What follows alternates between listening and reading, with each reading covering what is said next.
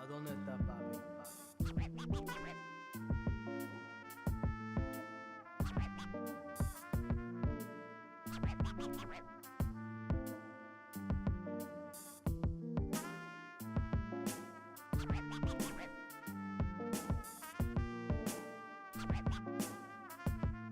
¿A dónde está papi?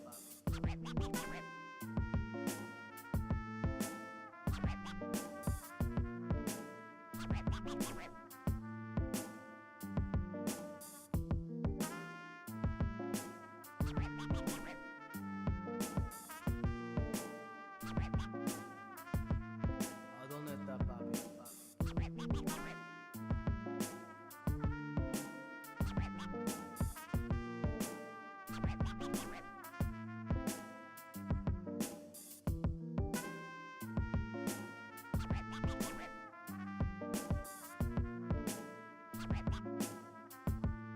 ¿A dónde está papi? ¿A dónde está papi?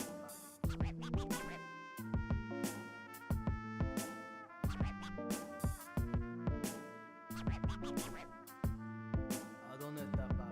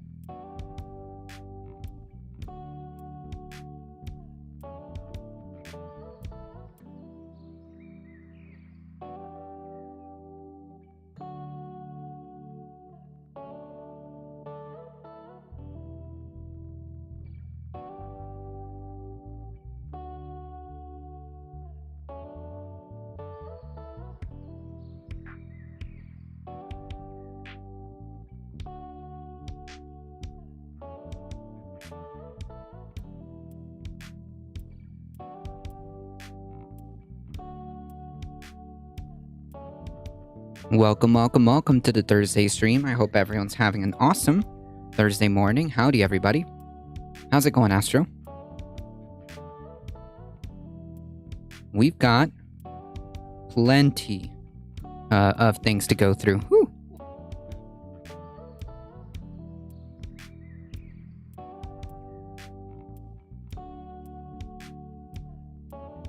There is a slight update. For those of you that were here, I think a couple days ago,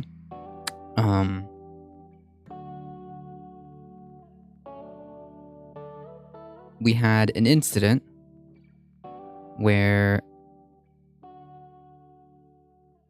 it seemed like something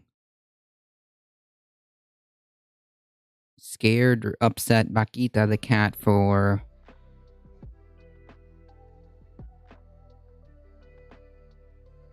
a while, and it took us a minute, but upon further inspection, we think we may have found the source of, or I should say the perpetrator.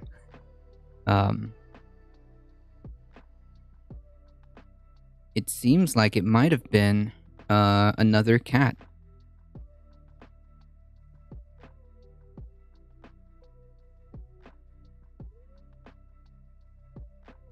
Good news? Well, tell us the good news then.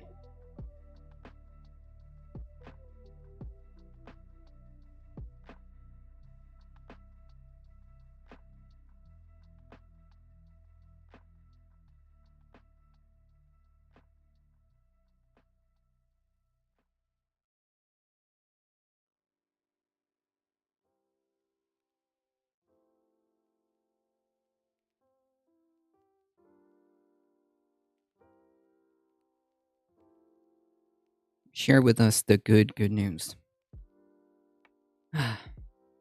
Oh, that you have plenty to tell us today. Oh, okay. Yeah, that's what I was.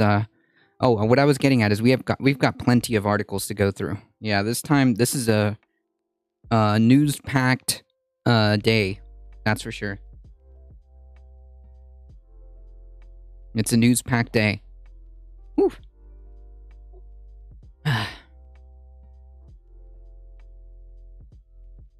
First and foremost, thank you to Imperfect Pixels for the offline follow. I believe that was after that raid yesterday. Appreciate that.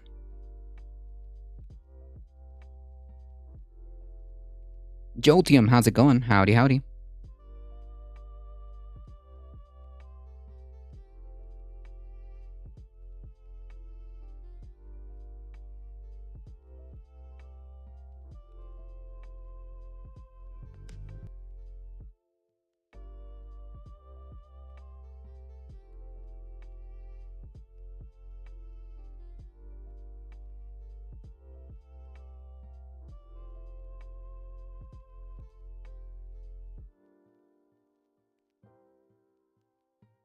Although I am upset that now, because I clicked on a Tim Pool video, now I'm getting Tim Pool suggestions, so that's upsetting.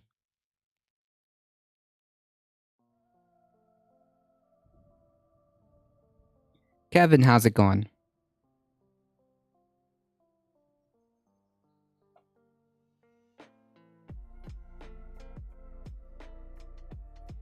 Cleans the chat? No, don't do that.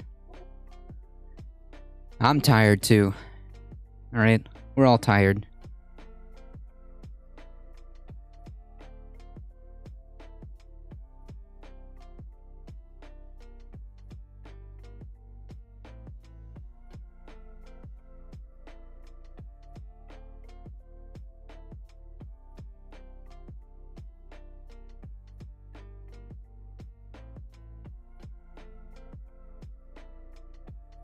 I can't sleep because Summer Games is today? What is that? Alright, we gotta hit the ground running here.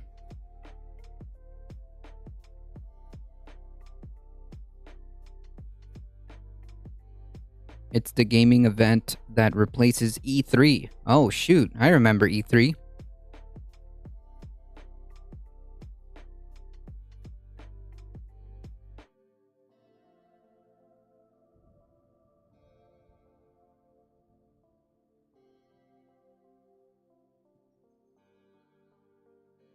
I remember E3. That's a very long time ago.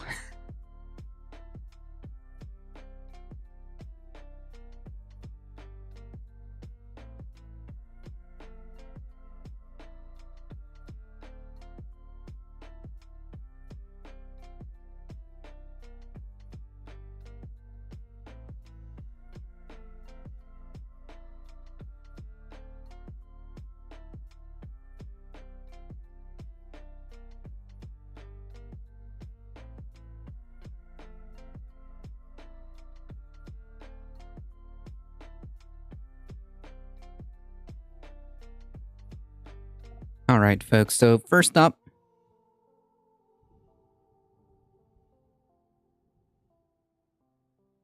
I think we should start with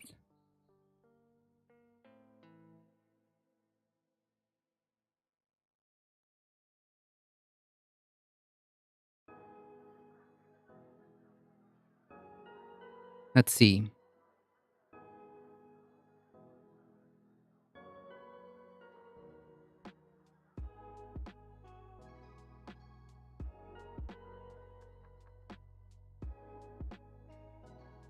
All right, I think we should kick things off with this one.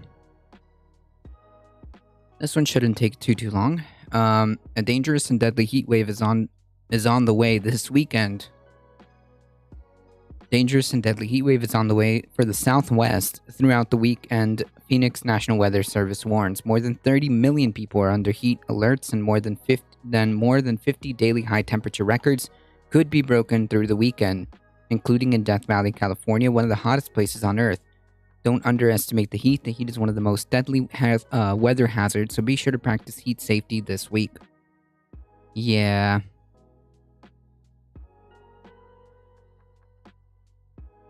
Just record after record, huh? Record high temperatures will be... Oh, hey. Come back. Record high temperatures will be felt across portions of Texas on Wednesday and Thursday and expanding into California on Friday. The Weather Prediction Center said on Wednesday morning, high pressures will create a heat dome over the western U.S., and the dome will trap any escaping radiation and send it back to the ground while the sun's ray continues to penetrate through. Yikes. Sheesh.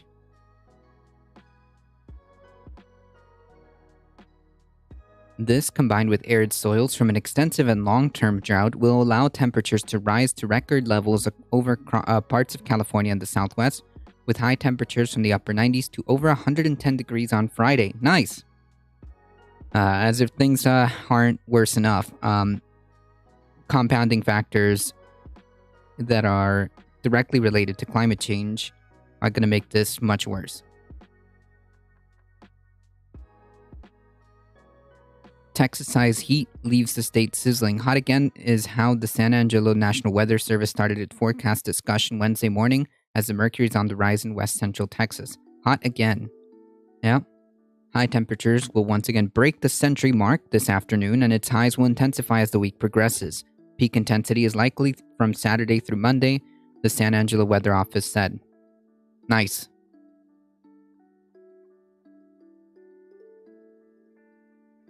I can't wait. Whew. We'll see how the power grids also handle this.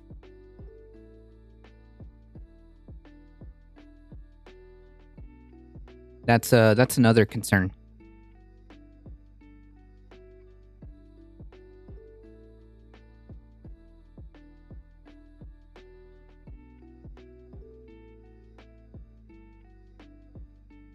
Actually, I don't think we ever finished this article, did we? Hold on. We might have. Not sure. Major cities in Texas will see temperatures over 100 degrees. Austin, San Antonio, Dallas, and Houston will likely hit the figure once, twice, maybe even 3 times or more. Nice. Above average temperatures this weekend are likely to put the Texas power grid to the test. Yep, during the state's heat wave last month, Texans were encouraged to conserve power by raising thermostats to 78 degrees and refraining from using major appliances during peak hours. Yikes.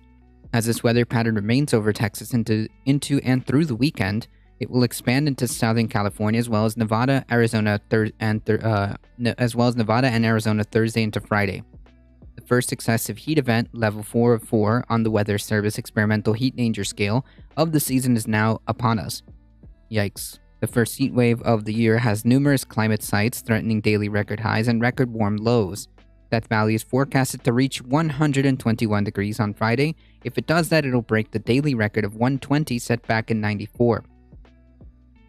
Las Vegas will also flirt with daily records with temperatures close to 109 both Friday and Saturday. Sheesh. Normal stuff, folks.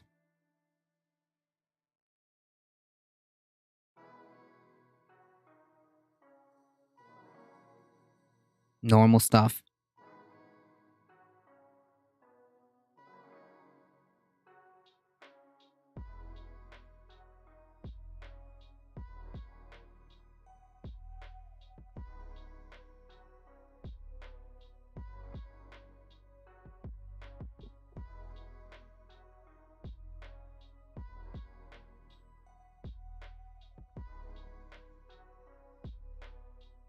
Nighttime temperatures will also be near a near record high as well. Las Vegas is only forecasted to drop to 84 degrees Saturday morning, for example. The previous hot low temperature was 81 in 1996. What makes it so dangerous is that when temperatures remain this hot overnight, your body doesn't get a break from the extremes. The heat should lessen early next week, the Phoenix National Weather Service said, with temperatures falling back to near normal readings.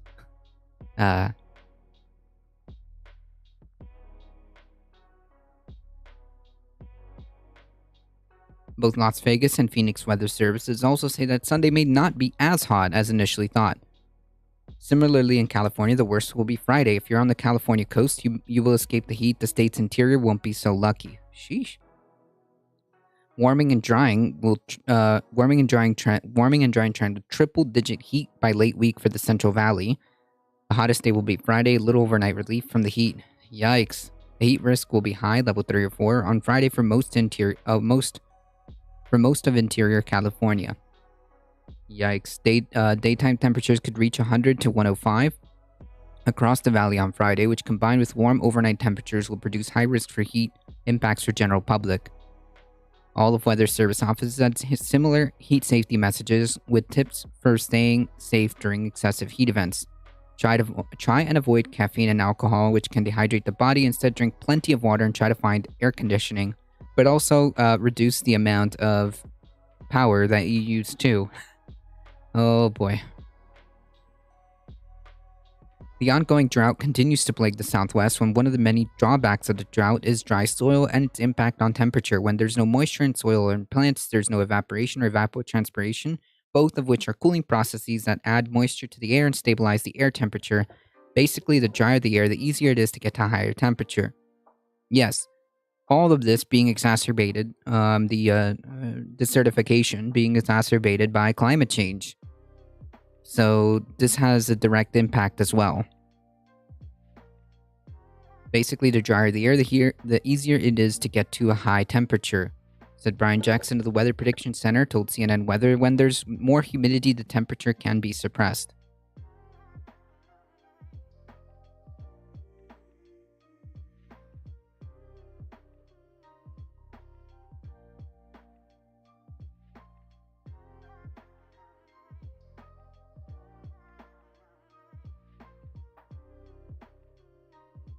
All right, we've got... I don't know if we actually finished this article last week, or if we even got through it. So I guess we'll just put this here.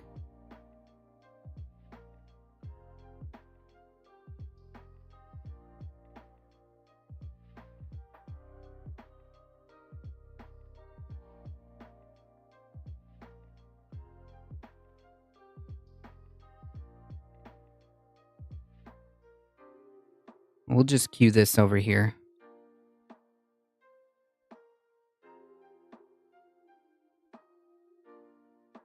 Taking a quick look across the pond, a big 32-hour workweek test is underway and supporters think it could help productivity.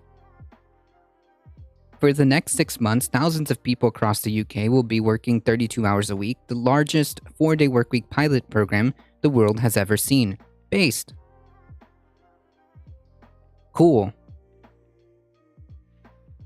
This experiment includes more than 3,300 people across 70 companies in industries ranging from healthcare to local fish and chip shops. It's being put on by 4-Day Week Global, 4-Day Week Campaign, the UK-based think tank, Autonomy, and researchers at Cambridge University, Oxford University, and Boston College. Nice.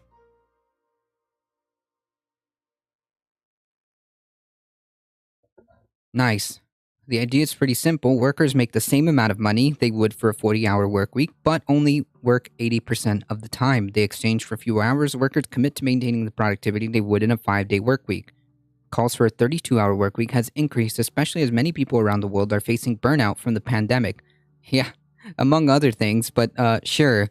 I think a better way of phrasing it is that the pandemic merely just kind of kicked things off over the edge. This has been bubbling up for quite some time. As we emerge from the pandemic, more and more companies are recognizing that the new frontier for competition is quality of life. What? What? That's dystopic. Yes, finally, in the year of our Lord 2022, we have discovered that, and this is true, people like a quality of life. You know, like, I don't know, rest time, spending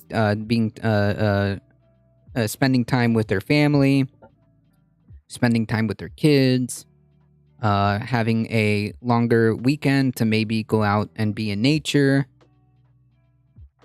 maybe more time to pick up like a hobby, anything like that. Damn, that's the new frontier, the new frontier, folks.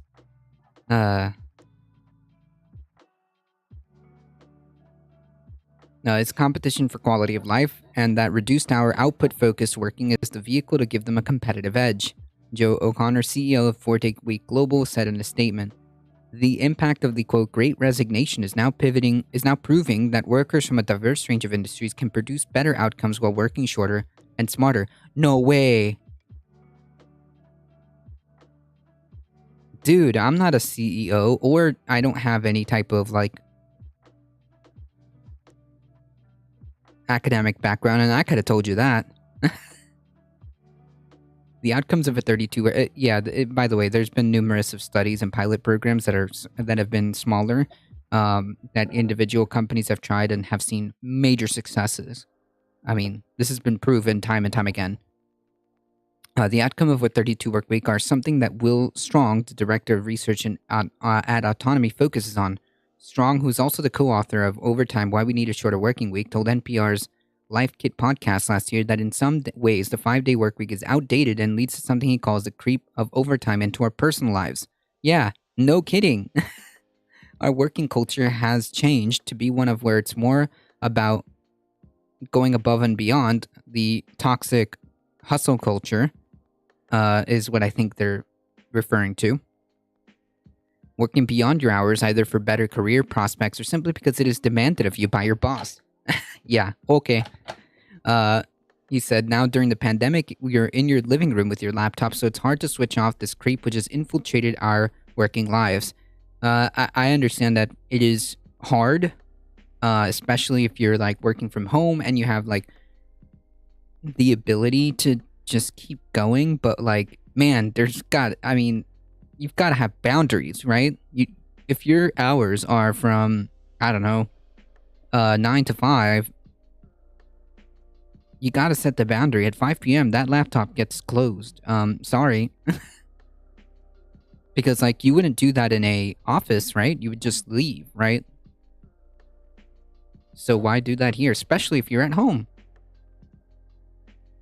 Sometimes it may be for convenience purposes, like some folks just keep going, but Strong has argued that the shorter work week would be better for people's mental health and could even increase productivity, as numerous studies have shown. Yeah, that is true.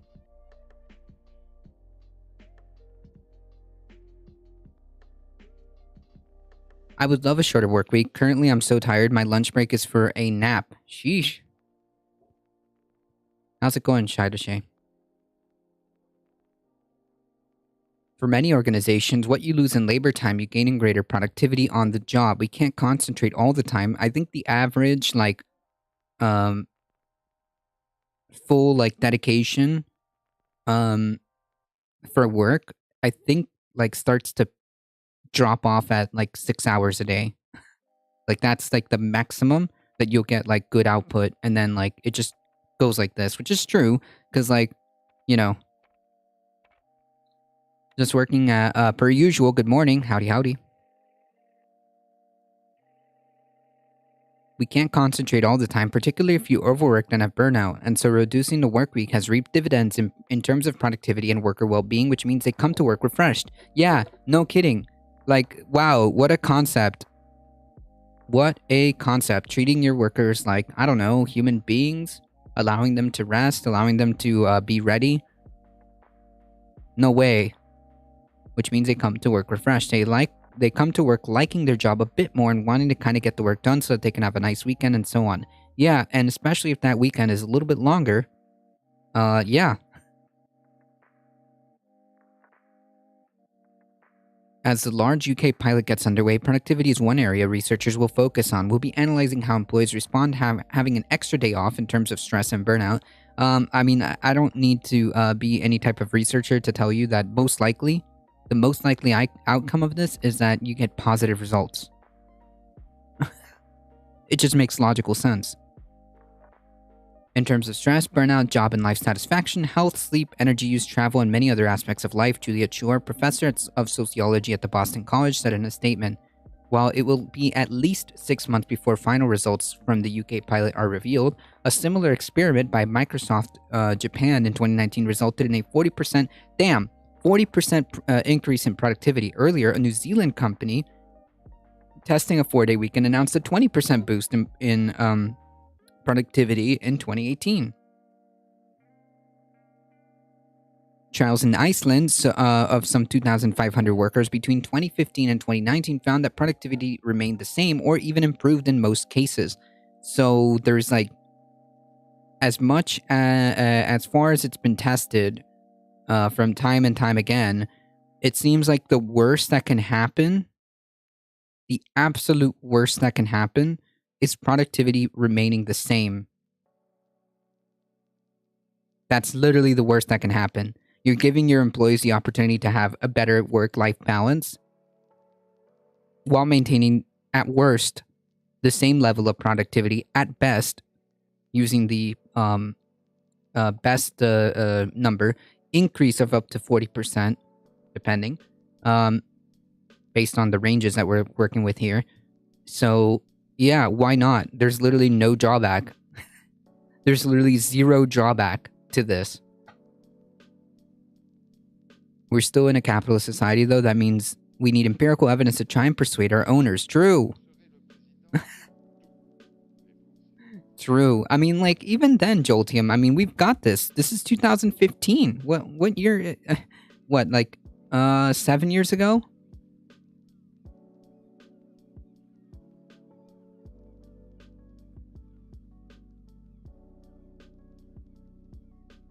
And as for extra weekend days people pick up, Strong said that many people say they would use that extra day for getting personal tasks done or spending more time with their friends and family. Yeah, which is massive. A 2-day weekend is absolute garbage, to be quite frank. A 2-day weekend is absolute garbage.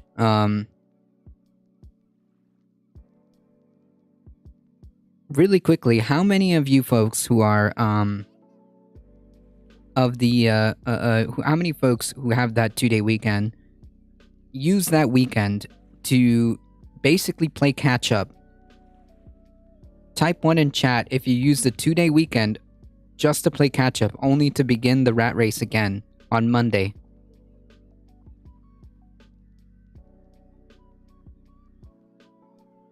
It does make a huge difference, Strong said. And so I think it would be a bit of a game changer. Yeah, that's huge. A bit?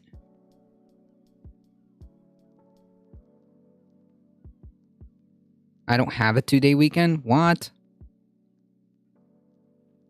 So you're just like a 7-day worker? That's even worse. Oh Lord. Sheesh.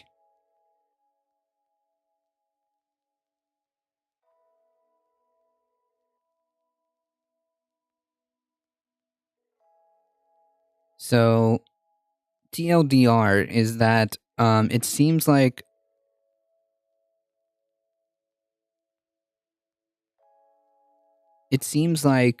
other countries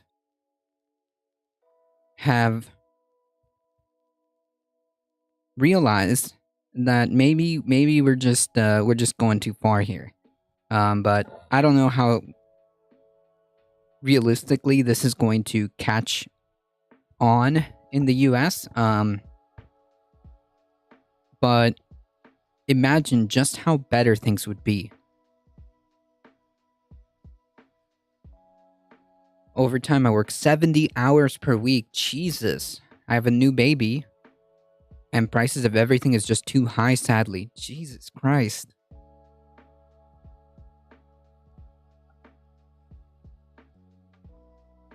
Yikes.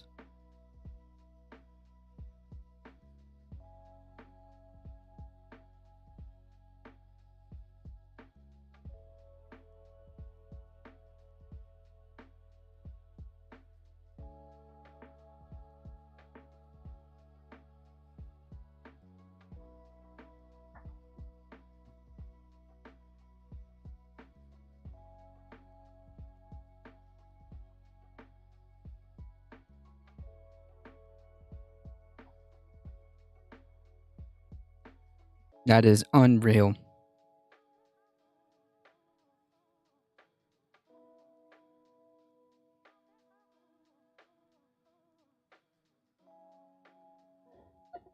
While other countries are toying with the idea of seeing workers as human beings, I think we should have a UBI on top of post-capitalist economic systems. Maybe.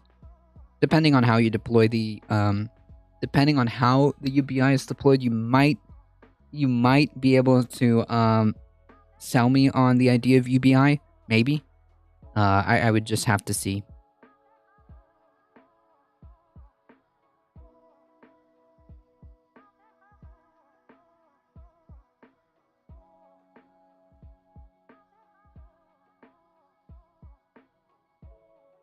The devil's in the details, correct. Good on the UK. The US is unfortunately trying to go back hundreds of years backwards, but the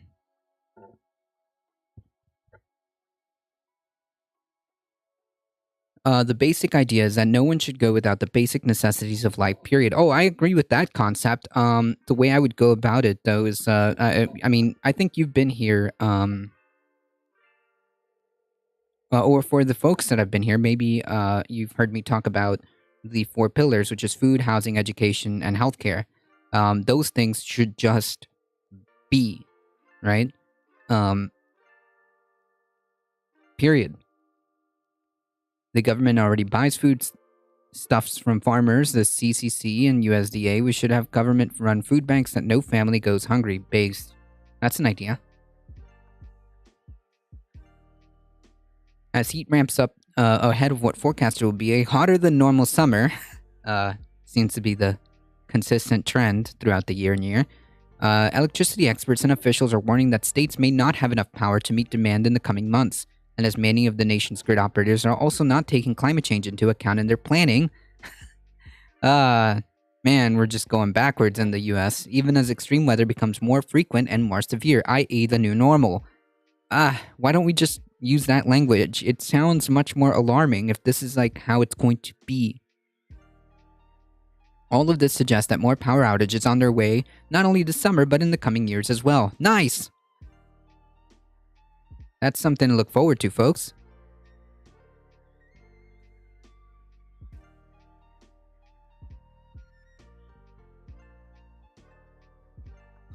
But we certainly have hundreds of billions of dollars for the military. That's acceptable. We've got how much billions diverted for states to boost their militarization of police. That's acceptable.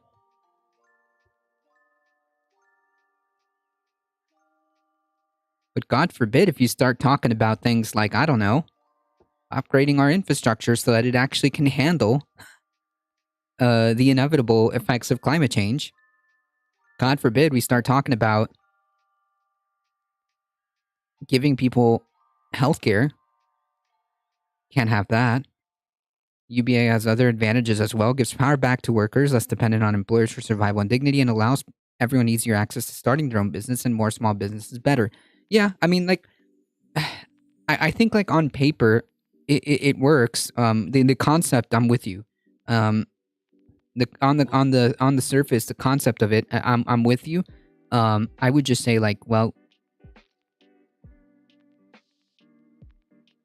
just have that as a governmental program, right? Have as a governmental, like, focus. Make sure people have food, housing, education, and healthcare. All of those culminate into the ability of everyone having the capabilities of starting their own business, like a worker cooperative, give funding for that, more time and less stress about having to worry about food, housing, education, and healthcare allows people to kind of take a step back. Education means people understand what's going on. All of this kind of culminates into the same things that we're traveling to. We're traveling in the same direction. Jolteum, I think we're just taking different paths. Maybe. Under the current system that we have, feasibility-wise, maybe, depending on how you deploy that UBI program,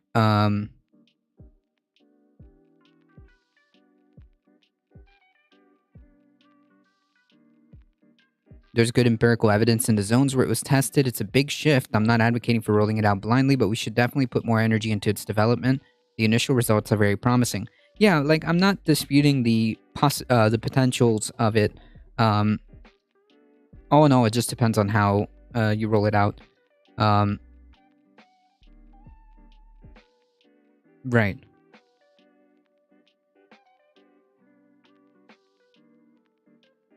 Power operators in the central US in their summer readiness report have already predicted insufficient firm resources to cover summer peak forecast. Nice! That's something to look forward to, folks. That assessment accounted for historical weather in the latest NOAA outlook that projects for more extreme weather this summer. But energy experts tell CNN that some power grid operators are not considering how the climate crisis is changing our weather, including more frequent extreme events. And that is a problem if the intent is to build a reliable power grid. Yeah, the clear answer to this is that we need to revamp our energy grid system, and while doing so, we need to take into consideration or put in as a factor renewable resources, because if we don't, we're just gonna keep going this way we're going, and this is just not acceptable.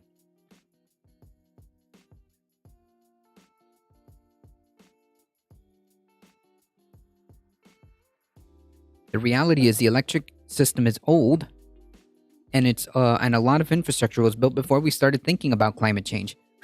What? The presumption here is that we are. But okay, I digress. Yeah, we clearly need to upgrade and revamp our infrastructure, our electrical grids, and take into consideration the ability to have renewables at the center of all of this.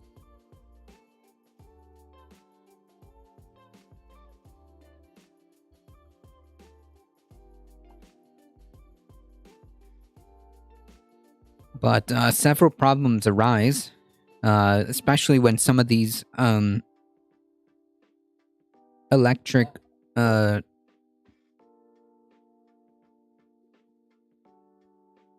infrastructure or systems are being run by private companies. We are literally the only rock in space we know about with life in the biosphere and a biosphere. Nothing else matters but this, and all policy needs to be shifted to have this mindset at the core. Damn, you're the problem we're having here, Memo, is have you considered that billionaires need to make more money? The two questions you need to start asking everyone is how many planets have life on them? Is the amount of life on this increasing or decreasing? Yeah. All in all, Memo, the problem we're having here is that A, you're making too much sense. And B, have you considered the fossil fuel industry? Think of the poor trillion-dollar industry. What about them?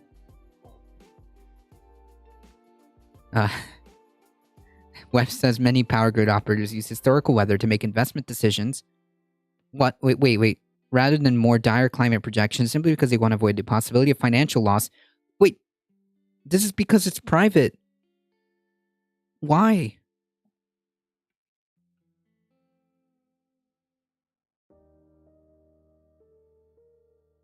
If we have the mentality, if we have this mentality, we're effed. Simply because they want to avoid the possibility of financial loss for investing in what might happen versus what has already happened.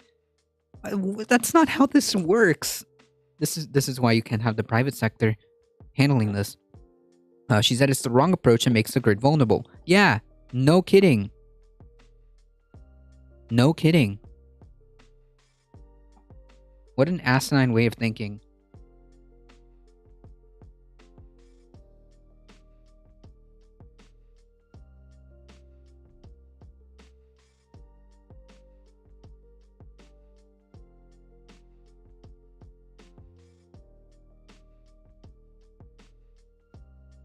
Profits are the problem, period. Yeah. We have seen a reluctance on the part of many utilities to factor climate change into their planning process because they say the science around climate is too uncertain. No. What?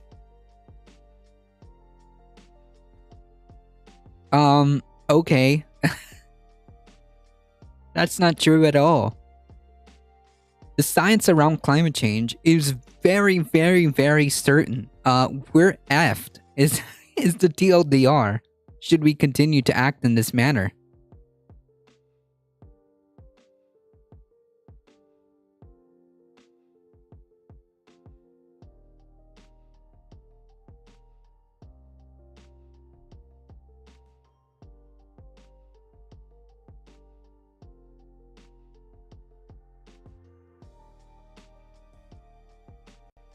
The private sector is not to be trusted with anything at all, never mind the critical infrastructure. True. Why would we give critical infrastructure like energy to the private sector? We don't do that with water, to my knowledge. We don't do that with our sewer systems. That's all public works. We don't do that with, well, depending. For the most part, we don't do that with like garbage, waste management, depending on where you are. But why would you do that with something so critical like infrastructure? We all see what happens when the private sector takes a hold of things that are critical, like healthcare. It doesn't work. It's garbage.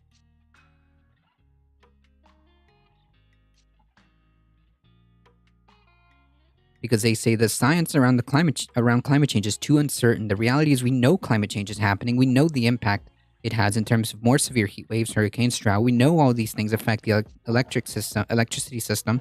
So ignoring those impacts just makes the problem worse.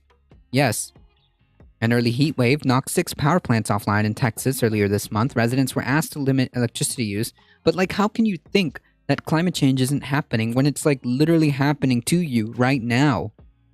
Keeping thermostats at 78 degrees or higher and avoid using large appliances at peak times. The electric ERCOT is in its seasonal reliability report said the state's power grid is preparing for summer and has sufficient power for normal summer conditions based on average weather from 2006 to 2020. Newsflash, that's not applicable. That's not applicable. But NOAA's recent released summer outlook forecasts above average temperature for every county in the nation. Every county in the nation, folks. Okay. We are continuing to design and site facilities based on historical weather patterns that we know in the age of climate change are not a good proxy for future conditions. Yeah. No kidding.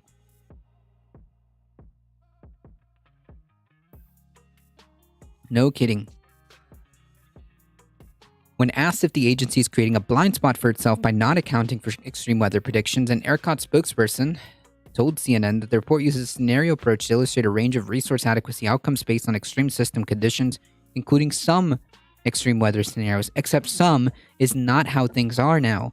Some is may have been a outlier years ago, but the new normal is there are more extreme weather events. They're more frequent. The North American Electric Reliability Corporation, or NERC, is a regulating authority that oversees the health of the nation's electrical infrastructure and has a less optimistic projection. In a recent seasonal reliability report, NERC placed Texas at elevated risk for blackouts this summer. Nice. It also reported that while much of the nation will have adequate electricity in this summer, several markets are at risk for energy emergencies. California grid operators and summer reliability report also based its readiness on analysis on the most recent 20 years of historical weather data. The report also notes that the assessment does not reflect more extreme climate-induced load and supply uncertainties. Compounding the U.S. grid's supply and demand problem is drought. NERC tells CNN that there's been a 2% loss of reliable hydropower. Yikes, from the nation's power-producing dams. Add that to the rapid retirement of many coal plants, all while nearly everything from toothbrushes to cars are now electrified. Energy experts are saying that more renewables into the mix will have dual impact of cutting climate change, inducing greenhouse gas emissions, but also increasing the nation's power supply. Yeah. But you also had to upgrade the infrastructure too. I mean,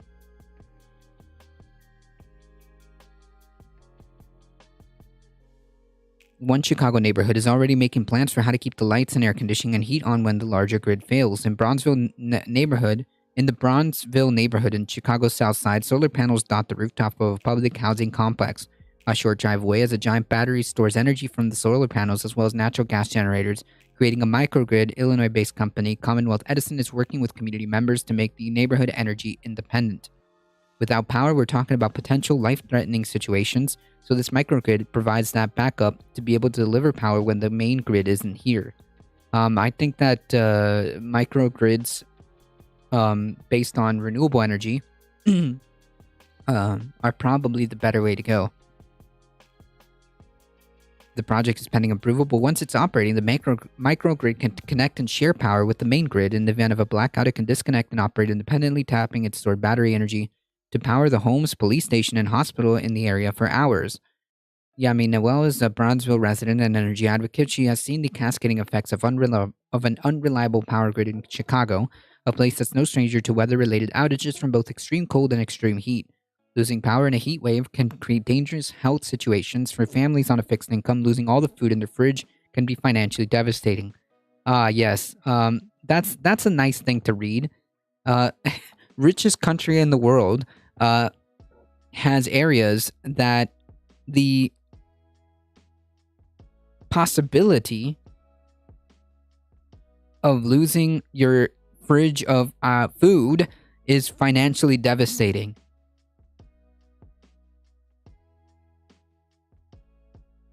How's that for a dystopic take?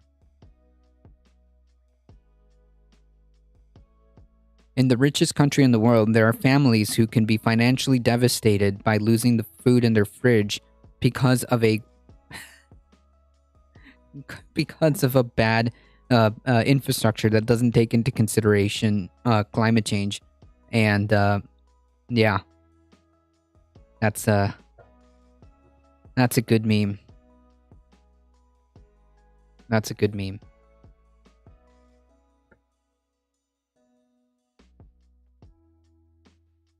An energy crisis can become a public health crisis, and it can become a food crisis, and all of that can become an economic crisis.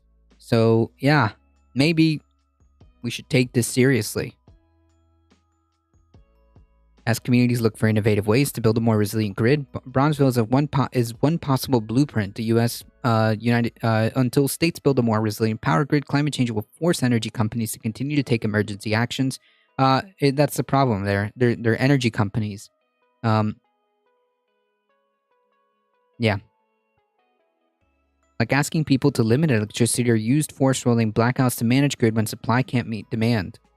Or, since this is such a national emergency, I would argue that having entire families on the cusp of being financially devastated by losing simply the food in their fridge, that might be cause for saying, you know what? We're just going to nationalize all the private electric companies, and we're going to invest in revamping a modern grid system that can handle this, revolving around renewable energy. I mean, that would be the appropriate response for something so, like, dire. For something so dire as this.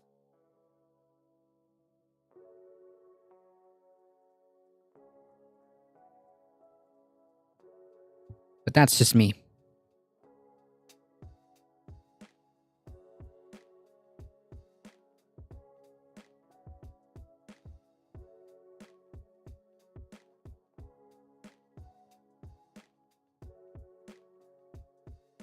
All right.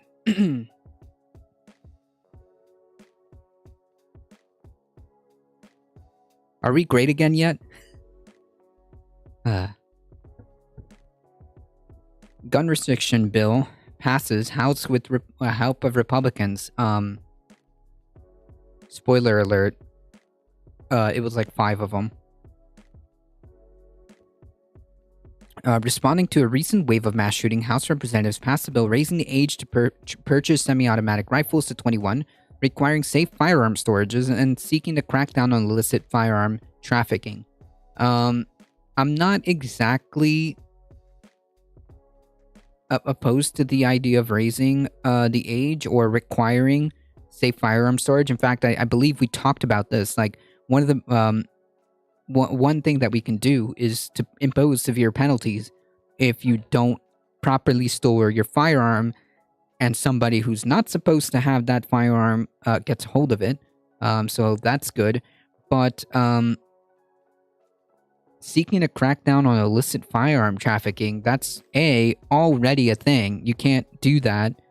And B, it is obfuscating the fact that all of these incidents, the majority of them, have been with legal firearms.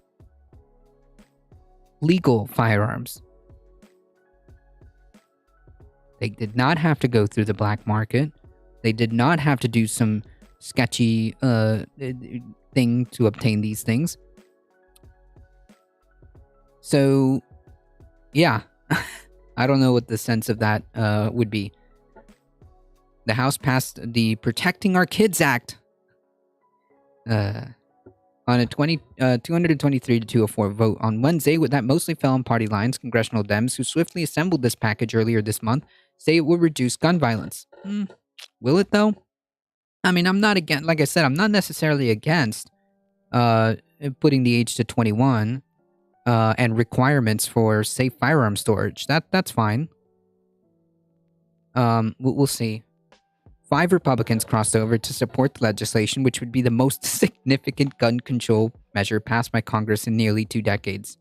However, it faces uncertainty in the Senate, where all things go to die. Speaking on the House floor, Representative Jerry Nadler referenced the recent elementary school shooting in Uvalde that left 19 children and 2 teachers dead. Who will be able to tell their constituents that they stood with them and not with the gun lobby? Americans are watching and they're begging us to protect them and their loved ones from gun violence. Who among us will answer this call? The House Judiciary Committee, chaired by Nadler earlier this month, passed legislation considered in an emergency session on a 25 to 19 party line vote. The legislation creates new federal offenses for selling or manufacturing large capacity magazines. What does that mean? And uses straw purchasers and using straw purchasers for gun trafficking. Okay, well that's already illegal. So-called bump stocks, devices to make semi-automatic rifles fire in rapid succession, would be banned by the legislation. I thought that was already banned. Or did they reverse that? I thought that was already banned. Didn't Trump, ban that thing? Or did it get fought in court? Unsure. It would also ban ghost guns, firearms assembled at home that law enforcement have difficulty tracking. Yeah, that's already illegal. If you get caught with a firearm that has no serial number, that's a no-no. That's a huge no-no. Okay. The bill stops short of banning semi-automatic rifles called for by gun control advocates. It raises the age of purchase to 21. Proponents of this provision have cited that the gunmen in recent mass shootings were all under the age of 21. The bill also creates penalties for gun owners who don't properly store or who don't use proper storage or safety devices to keep firearms out of the hands of minors. Yeah, that's great. That's great.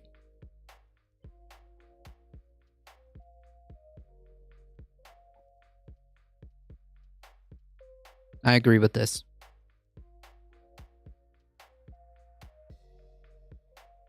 If there is a scenario where a kid who's obviously not supposed to have a firearm obtains a firearm from you, then you did not properly have this stored, so that's on you. During the floor debate, House Republicans blasted the bill, calling it unworkable, unconstitutional overreach. This could turn millions of illegal guns into contraband. And what? Are they talking about the bump stocks? Really? Take the bump stock off then. Minnesota Representative Michelle Fischbach said on the floor, the bill is another reminder that Democrats fundamentally have no respect for the Second Amendment rights. Okay. Fischbach said the safe storage requirements violated the Fourth Amendment's protection against unreasonable searches and seizures. What? Tracing requirements would also mean multiple parts of the same gun would need their own serial number. And?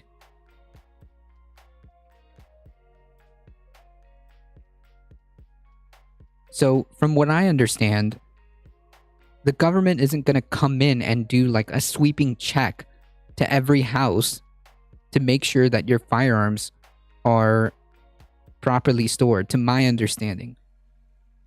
But if there is an incident where a minor, a child, or someone who's not supposed to have said firearm obtains said firearm, then there is going to be an investigation as to how that minor obtained the firearm. And if it's found that you did not properly store that firearm, then there should be, as logically any reasonable law would say, there should be punishment for that. So to my understanding, no, I don't believe that this law gives the right, gives the government the right to just come in, gives the right to the government for them to come in and do inspections, impromptu inspections, oi, open up. We need to make sure that your firearms are properly secured. No. I don't think that that's how that works. Um, that's a bit dishonest. Well, the Supreme Court literally just threw out the Fourth Amendment regarding the feds. Wow.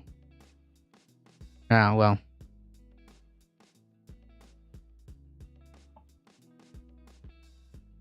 Saying it's not the guns, it is the people, Florida Representative Kat Kamak said the bill does nothing to address the country's mental health crisis and would leave domestic violence victims defenseless. Then I would argue, then use a red flag law, which is also something that I would be fine with. If you're in a situation where you've of domestic violence, then that person should not have a firearm. I don't get it.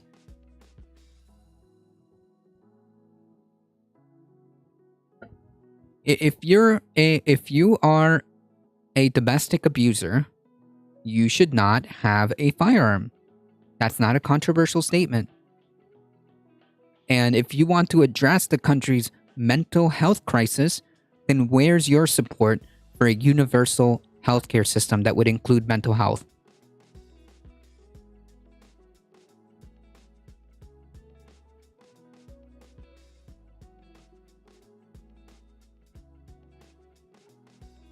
They don't care.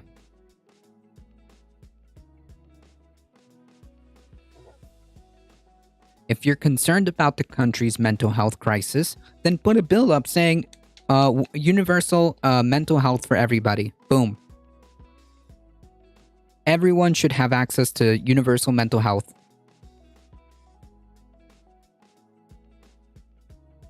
Come on, put your money where your mouth is.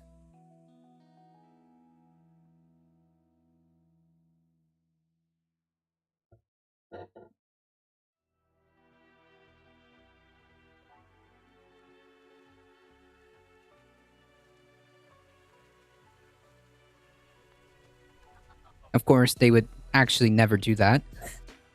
Republicans don't believe in any of that.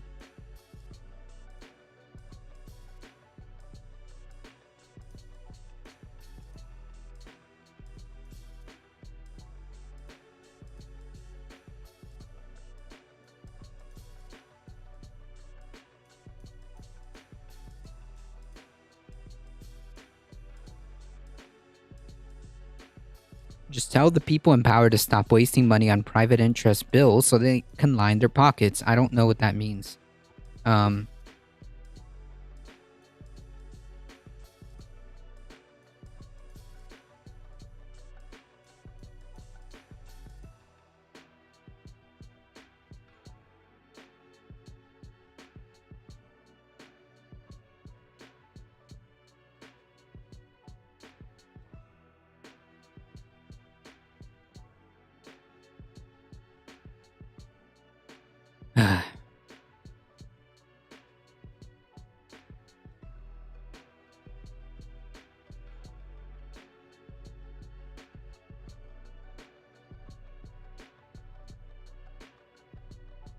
I watched some of the House debate on this bill and it was sad. Ooh.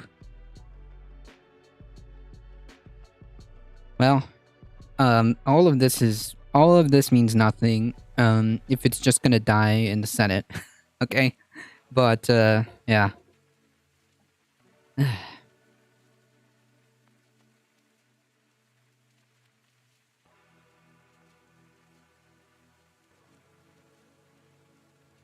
Passing a bill that can affect the stock of a company or giving kickbacks to the companies they have friendships with. What?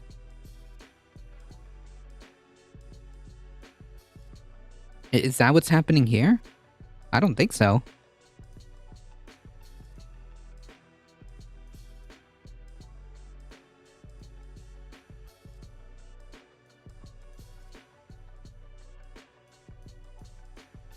Okay, but this isn't a private interest bill. I'm not disputing that it doesn't that doesn't happen, because it does. There are I'm sure that if we dig around, I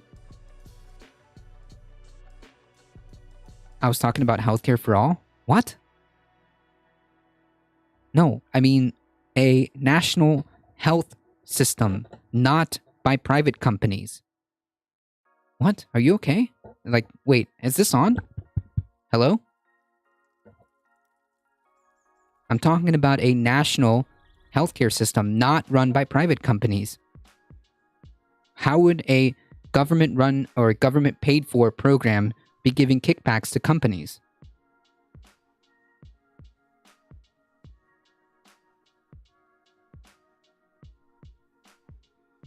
They're trying to draft a Senate bill that would harden schools instead. Ah, yes.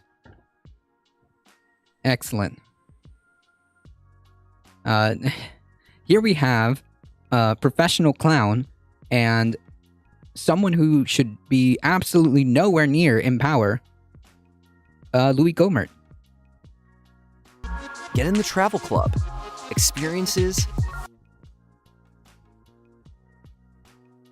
It's been difficult in debate last week and even today to be told that we have no courage, that Democrats, we were told in debate last week, don't want to hear any more about social media, violent video games, Hollywood, mental illness, and they sure don't want to hear any more about prayers. Because none of those are addressing the issue, buddy. That's why they don't want to hear about it. Okay?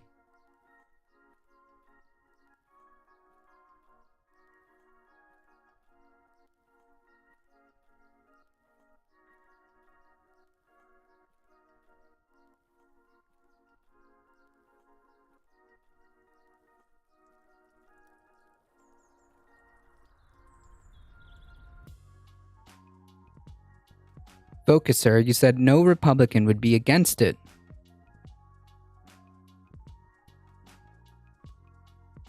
No Republican would be against it.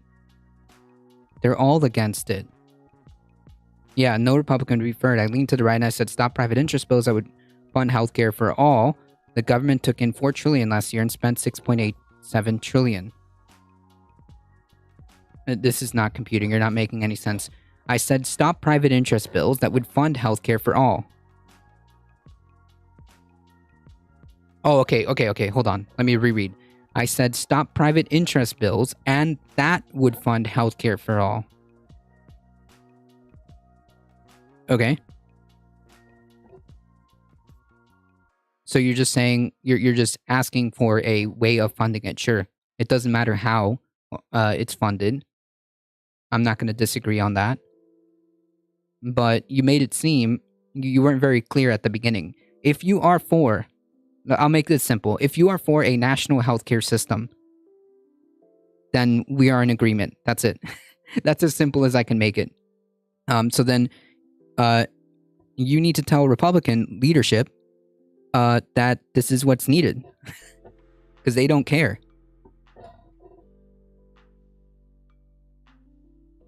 Disgusted hearing about prayers. Don't want to hear any more about fatherlessness, drug use. Look. What?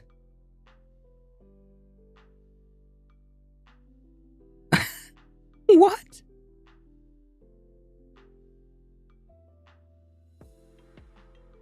Maybe if we heard more prayers from leaders of this country instead of taking God's name in vain. Yeah. You need to tell Democratic leadership then both sides have their hand in the honeypot to line their pockets. Yeah, I consistently advocate for a national healthcare system. The only party that has come even close, even entertained the idea, is the Democratic Party. With a handful of them, sure, but that's the only party that has even maybe kind of sort of talked about it in any capacity. While the Republican Party calls it some type of socialist plot to destroy America.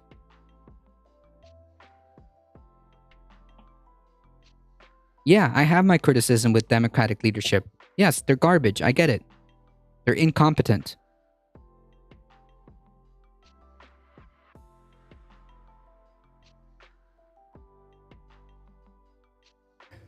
we wouldn't have the mass killings like we didn't have before prayer was eliminated from school. The Republican way of solving problems is to add more thoughts and prayers, folks. That's literally the Republican way of solving issues.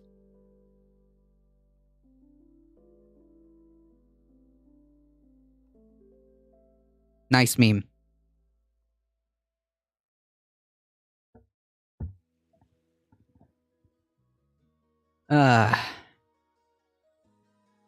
Yeah, Jesus will fix it. We could also cut funding to our military. We could cut funding to our police. We could cut funding to any programs that are over bloated. We can raise taxes on the wealthy, like we used to have in the 50s. Yeah.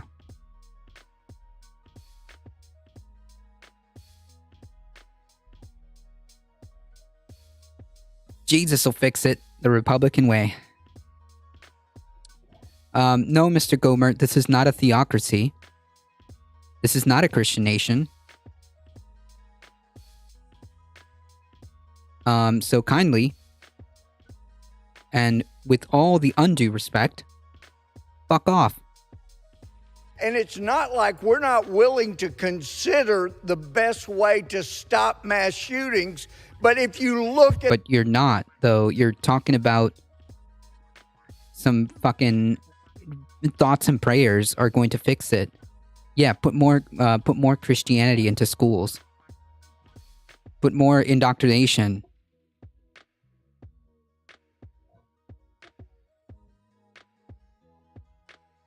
At the plans being proposed in these bills, you can find these things in cities controlled by Democrats. Okay. If you look at the 16 cities that were hit with record homicide rates, they all had Democrats at the top controlling things.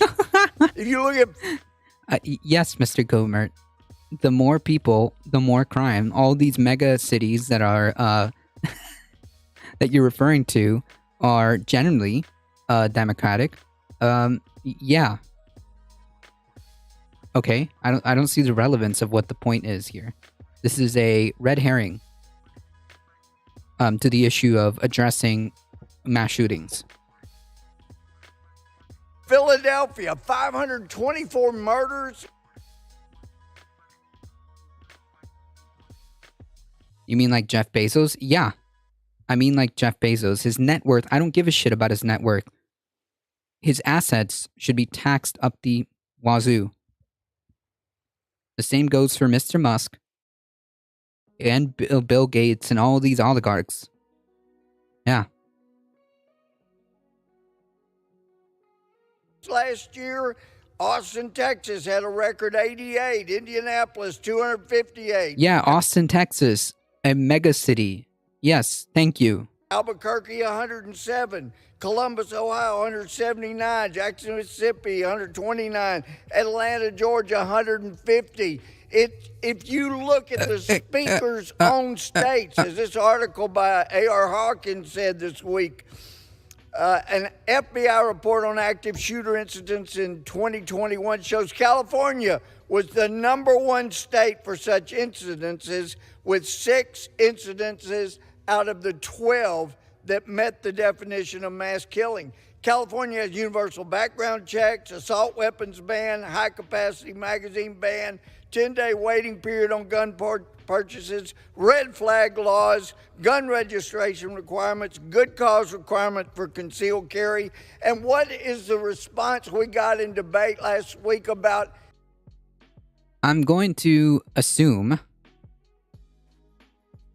that Mr. Gomert knows that A, were those crimes committed with guns that were legally obtained? Were those guns obtained in a legal manner? Say you tax stock values in 1 year, and the next year the stock value drops. You will A, give them a huge tax break, or B, will have to give them a check for those lost values in the stock. My point being is, I'm not convinced that there's no way of upping up taxes on oligarchs. Okay, and B, I don't believe that we can't address any type of tax loopholes. And C, I'm not sure that's how that works. If your stock is worth $100 and you tax that, then next year it's worth 90, then you tax that. I don't get it. More lies to keep non-POC out of the fire for mass murders. It's called capital gains tax. We already have that. We should increase it. There we go.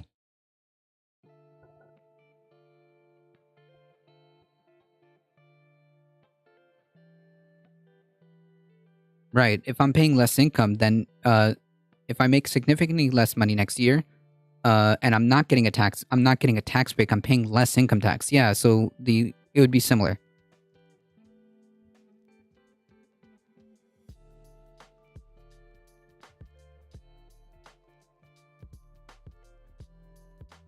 We tax the dividends and profitable sales of stocks. There you go.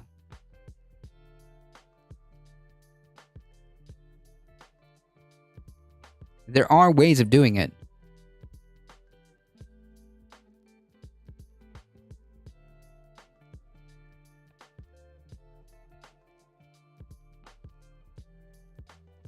You ought to have due process. We're told, oh, they get due process. Look at the bill.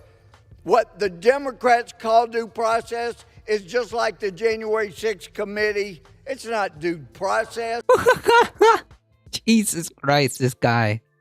This is an actual elected representative, folks. In our actual Congress.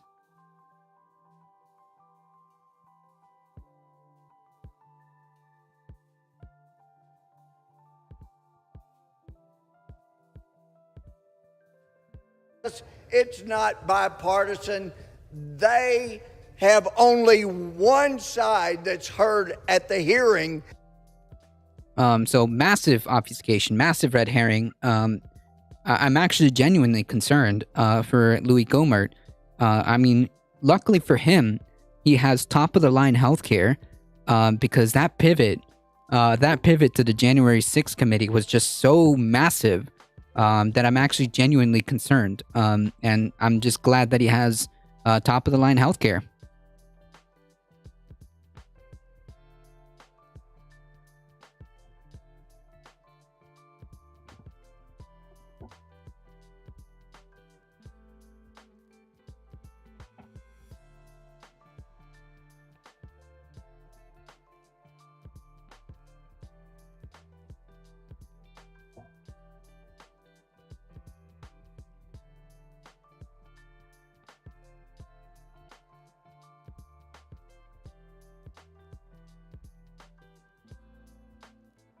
And the people that want to take away your gun, they don't get to be there. So the husband can rush in and claim the battered wife as a threat. That's enough to get her eliminated from being able to use a weapon or have a weapon. What? What? If a battered wife shows up and says, hey, I'm getting messed up, and there's physical evidence of abuse, a red flag law logically would say, all right, who did it? And that person shouldn't have firearms upon investigation. What's the problem here? Jesus Christ. These are not the ways to fix things. And for people that are okay with late term... Okay, cool. Great. So you believe that this is not the way to fix things. Great. What is the way to fix things? Are you going to produce like any meaningful like solutions, or are you just going to complain about thoughts and prayers? Abortions and ripping the arms and legs off of children that... Jesus Christ.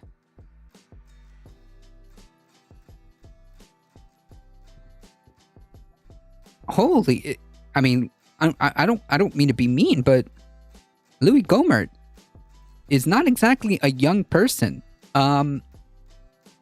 He really should watch just how hard this person pivots. He should really watch just how hard he pivots.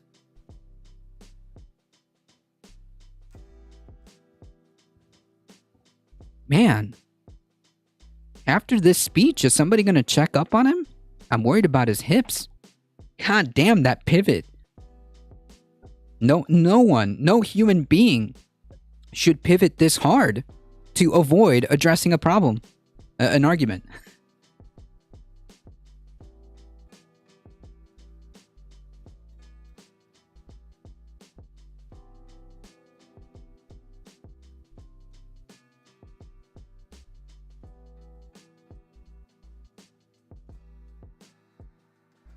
I think America should just ban men from having guns. Based. First comment, howdy, Dr. Dragon Riser. Yeah, Jesus will fix it. Morning.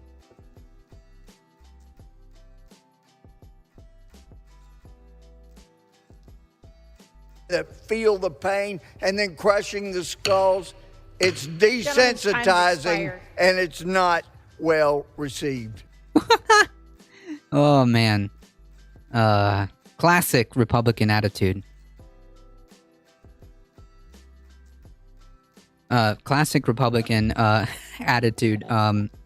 Yeah. That's a good meme. Good memes. Yeah, crushing the literal skulls, like literal babies.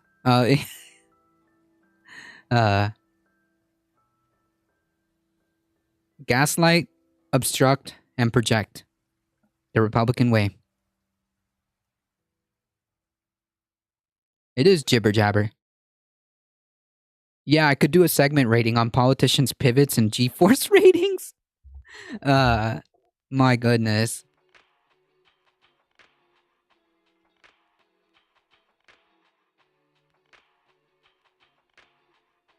Okay. Man. It is unbelievable that this is like the answer we get, and this is pretty standard for Republican party, for the Republican Party.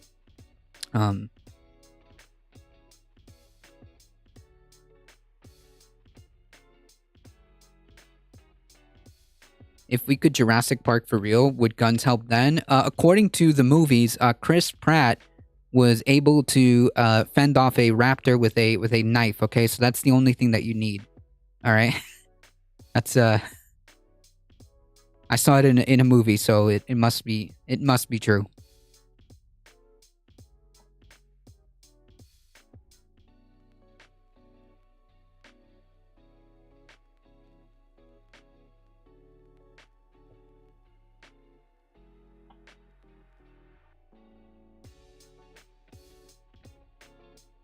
And you know, the only thing that echoes in the back of my head, the only thing that echoes in the back of my head is Nancy Pelosi's words that we need a strong Republican Party.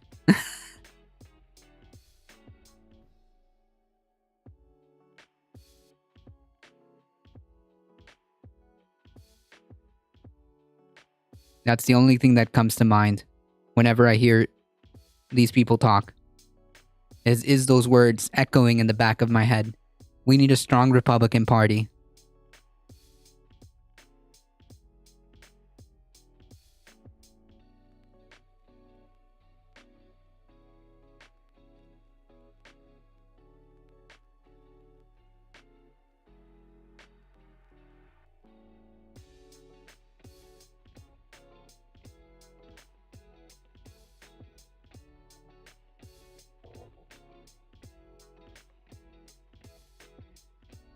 Yeah, they would bench her forever.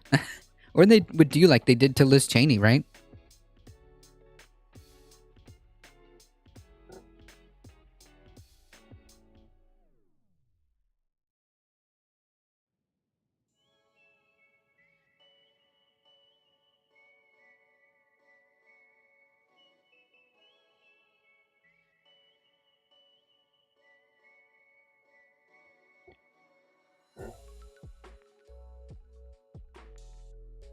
President Biden explained why he has initiated a sweeping executive order on gun control.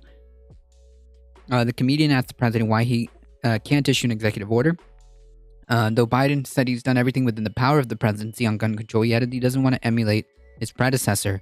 What I don't want to do, and I'm not being facetious, I don't want to emulate Trump's abuse of the Constitution and constitutional authority. I mean sincerely, because I often get asked, look, the Republicans don't play it square. Why do you play it square? Well, guess what? If we do the same thing, then our democracy would literally be in jeopardy. Not a joke. Wait, what? Well, it depends.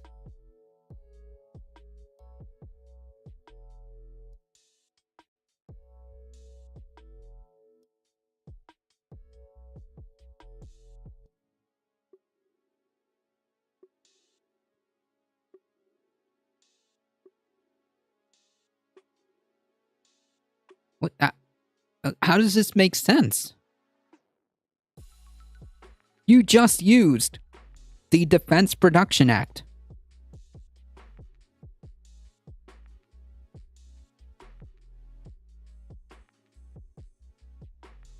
It just depends on what the executive action is. And if it is an overstep of your authority, it will get shot down by the courts. I don't get it.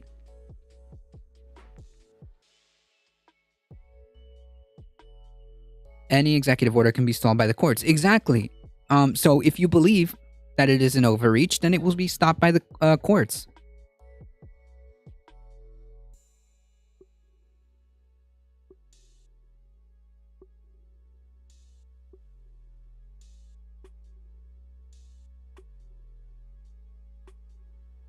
I understand that a president shouldn't exceed his authority. I get that. I get the president sometimes, in my opinion, sometimes has a lot of power that they shouldn't have. But if they issue an executive order, then you know what would happen? It would get challenged in court. I'm just saying. Right. Someone has to challenge it. Right. But what kind of executive order could you really do? Probably not much. And just spam the Supreme Court with executive orders and waste their time.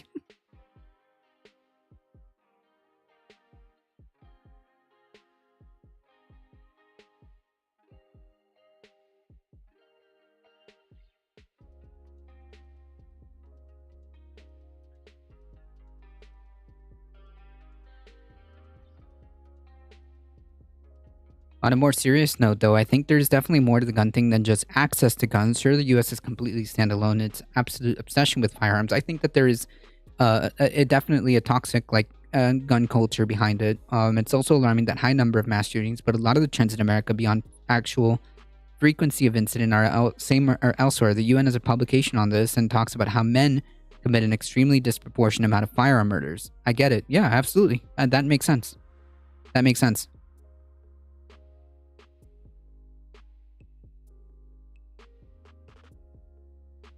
They can't, but they can't get to abortion when they gotta save the guns.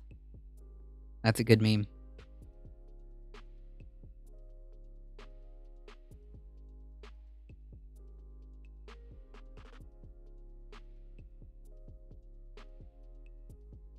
Anyways, Louis Gohmert making the strongest case. Louis Gohmert making the strongest case possible as to why we need a strong Republican Party. Thank you, Mr. Gohmert. Really, truly.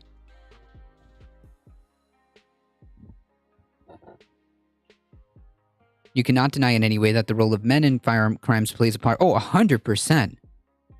100%. Oh yeah, 100%. Like without even reading anything, like I would believe that.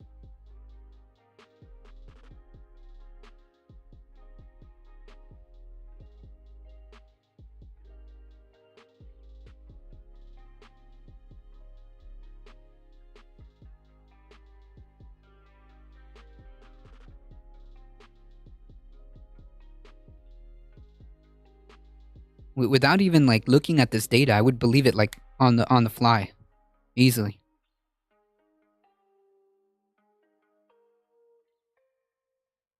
I'll repost this link for folks to check it out.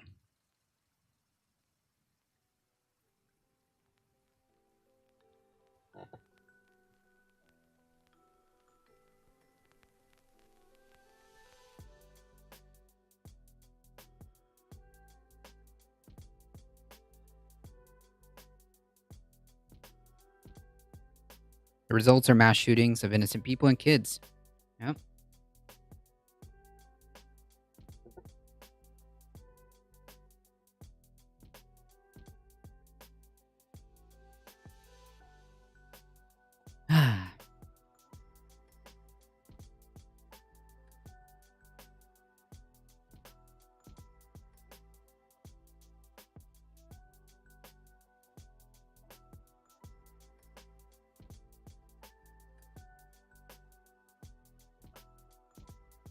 And that's a global study. I'm sure that ow, shoot. If we look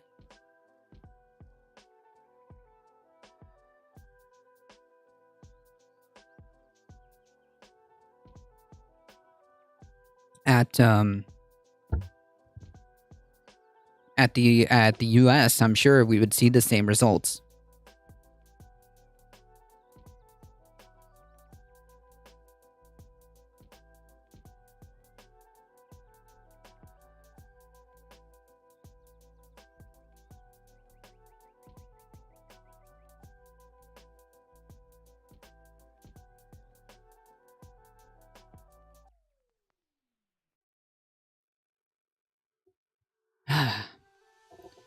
And the rate at which you have both men committing by far the most crimes, which is also true, while women being disproportionately harmed by them also makes sense, especially by people they know, also makes sense. It's very telling. This is a serious problem on a global scale of men, violence, and access to the means to initiate said violence as a response to personal issues. They are, and by and large, externalizing their problems and harming women. Yeah, that seems to be like the general case. I think that there is I mean, just logically, not even, no need to even look at the study. I mean, like, men, generally speaking, have a more propensity for violence. Most assaults are caused by men. Most sexual crimes are caused by men and to intimate folks that they know. I mean, yeah. This is pretty on point across the board.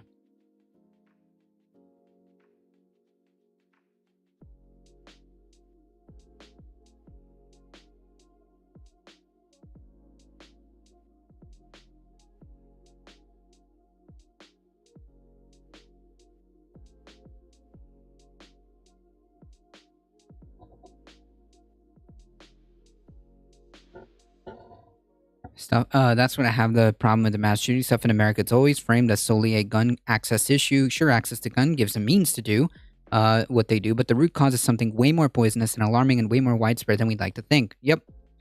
But if somebody puts a gun at someone, shoot them dead, that's the only option. It depends. It depends. Do you? I don't know. And like, maybe, like, maybe we should do what James is proposing and taking this issue at the very, very root, that goes a step beyond gun access, which is a factor of the equation, but I don't think it tells the whole story, which is, I think, James's argument.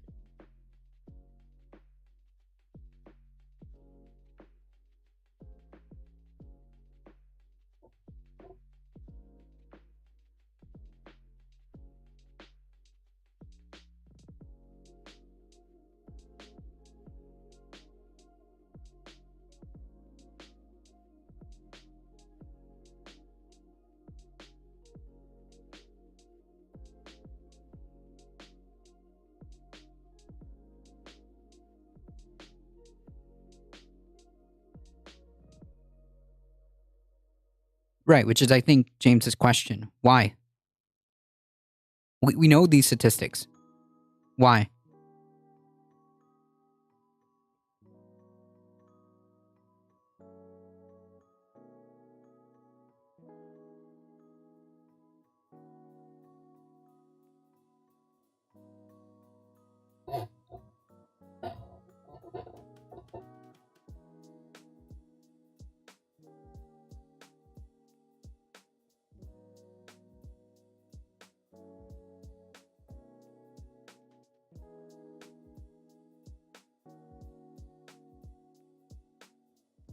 So what can we do to stop and prevent? Regulating access seems logical. It is I think it is a piece of the puzzle. But I think a sociological evaluation needs to be done to determine that answer.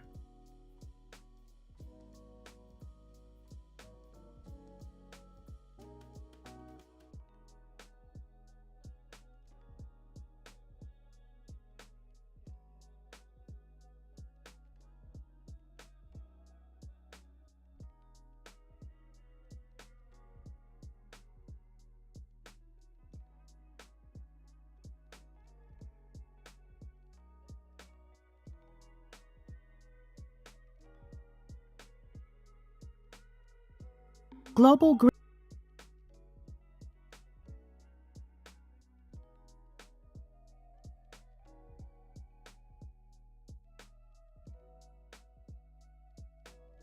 Into crushing baby skulls at that. I think it's a rather different issue. The US has an insane frequency of mass shootings not seen elsewhere. You have proportionally a lot more guns per capita than anybody else. I'm guessing the men proportion is roughly the same. No clue. I know as a Family Guy or other cartoon that it was the repression of a person holding a gun that could not express their feelings. Yeah, I mean, that just seems like a problem we should address regardless, right?